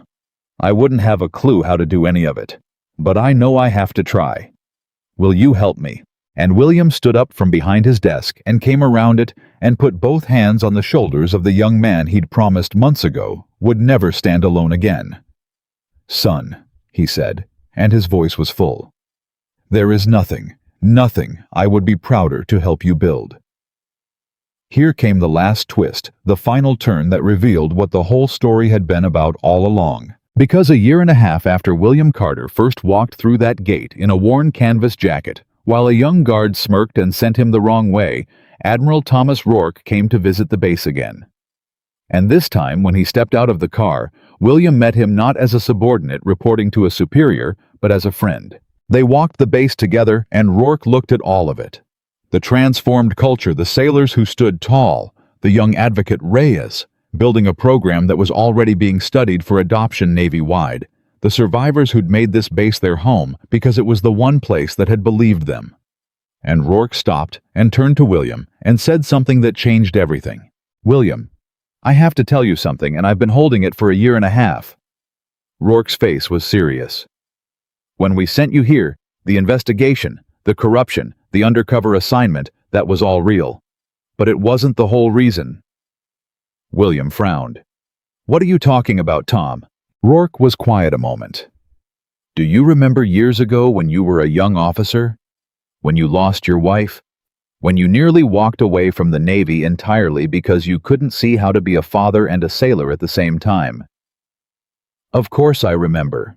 Do you remember the officer who talked you out of it, who told you that being a father wouldn't make you a worse leader, it would make you a better one? Who told you the Navy needed men who knew how to carry people, and that no one learns to carry people better than a father carrying a grieving child?" William went still. "That was you. That was me." Rourke nodded slowly. "I watched you for 20 years after that, William. I watched you become exactly the leader I believed you could be. And when this base landed on my desk, this broken, poisoned place full of kids who'd been taught that no one would ever hold them up, I didn't just need an investigator." His voice grew thick. "I needed the best father I'd ever known, who happened to also be one of the best officers I'd ever known. Because this base didn't just need someone to expose the rot. It needed someone to show a few hundred lost young people what it looks like when somebody actually loves the people under their command." Rourke met his eyes. "I didn't send you here to find corruption, William. I sent you here because I knew what you'd build once the corruption was gone. And I was right. And there it was. The deepest truth of the whole story spoken at last. The thing they'd called his weakness, being a single father, being the tired dad in the worn jacket, was the exact thing that had made him the only man who could save that base. It was never in spite of his fatherhood that he'd healed Naval Station Halloran. It was because of it. Every sacrifice he'd made for Emma, every night he'd made his voice warm when his day had been cruel, every ounce of patience and steadiness and love. He'd learned raising a grieving little girl alone. That was the exact training that made him able to look at a base full of broken kids and know precisely how to hold them up. The single dad they'd all looked down on hadn't succeeded, despite the thing they mocked. He'd succeeded because of it. William couldn't speak for a moment. When he finally did, his voice was rough. "You planned all of it, from the beginning. I believed in you from the beginning," Rourke corrected gently. "There's a difference. I didn't know it would go this well. I just knew that if anyone could turn this place around, it'd be the man who taught himself to be strong by learning to be gentle." He put a hand on William's shoulder. "You did that, my friend. You did all of it, and you did it because you're a father first and everything else second. Don't you ever let anybody tell you those two things are in competition. They're the same thing. They always were." That night, William drove the 40 miles he'd driven 100 times, but this time, not to a lonely motel. Because months ago, once the base was stable and his command was permanent, he'd done the thing he'd been aching to do since the day he arrived. He'd brought Emma to live with him. And now, when he came home tired, there was a light on in the window and a 12-year-old girl who ran to the door, and a life that finally, after all the years of loss and struggle, had both halves of him in the same place at the same time. "Daddy!" She threw her arms around him. "You're home early." "I am." He held her tight, breathed her in the whole weight of the day, dissolving the way it always did the second he heard her voice. "Guess what, baby? I had a big day. I found out something I never knew about why I got sent to that base." "What?" He crouched down to her level, held both her hands, and told her the truth, because she was old enough now to understand it, and because it was the most important thing he'd ever learned. "Emma, for years people looked at me, and they saw a man who had to be a dad and a sailor at the same time, and they thought that made me weak. They thought loving you so much would get in the way of everything else." He squeezed her hands. "But it turns out, it was the opposite. Everything good I ever did, every person I ever helped, Every kid I ever stood up for, I could do it because of you. Because you taught me how to love people who need it. You made me better at everything just by being mine." His voice broke just a little. "So, all those years, I thought I was sacrificing for you, giving things up for you. I had it backwards. You weren't the thing I gave up. You were the reason I had anything worth giving at all." Emma's eyes filled. "Daddy, being your father isn't the thing I do around my real job, sweetheart. Being your father is the thing that makes me good at my real job. It always was. I just needed somebody to help me see it." He pulled her into his arms. "You're not the weight I carry, Emma. You're the reason I'm strong enough to carry anything at all." She held onto him fiercely, and for a long moment neither of them said anything, because some things are too big for words. And that was the truth, that a whole base had learned that 14 rescued service members had learned that a fallen villain had learned in a jail cell far too late, and that a little girl and her father finally spoke aloud in a warm house at the end of a long road. Being a father had never been William Carter's weakness. It had been the source of everything that made him great. The story of Naval Station Halloran became something of a legend in the years that followed. Not because of the scandals come and go, but because of what grew out of it. Reyes's rule spread to bases across the country. The advocacy program Daniel Reyes built became a permanent part of how the Navy protected its people, and the young man who'd once been told he was crazy ended up testifying before Congress about reforms that would protect service members for generations. 14 people came home who were supposed to have disappeared forever. And a base full of frightened young sailors learned from a tired single dad in a worn-out jacket what leadership was actually for. And every year on the anniversary of the storm, the night the power went out and a nobody stood up in the dark and told a panicked base exactly what to do, the sailors of Naval Station Halloran held a small ceremony. Nothing official, just their own tradition. They'd gather in the yard where it all happened, and someone would tell the story to the newest sailors, the ones who hadn't been there. The story of the man everyone looked down on. The single father they told to know his place. The nobody in the worn jacket who turned out to be carrying more strength, more courage, and more love than any of them had ever seen. And they always ended the story the same way with the words William Carter had spoken at his very first ceremony as their Admiral standing before the men and women who'd once ignored him, words that were carved now on a small plaque by the gate where he'd first walked in unwelcomed. Never judge someone by the chapter of their life you walked into. You don't know the battles they already survived. William Carter served as commander of Naval Station Halloran for the rest of his career, and he raised his daughter in the light of that changed place.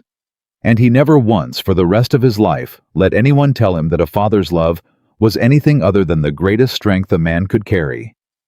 They had told him to know his place, and in the end he had shown them all exactly what his place was. It was standing in front of the ones who couldn't stand for themselves. It was running toward the people the world had given up on. It was holding up everyone who'd been knocked down, no matter who they were, or what they'd done, or whether they deserved it. That was his place. It always had been.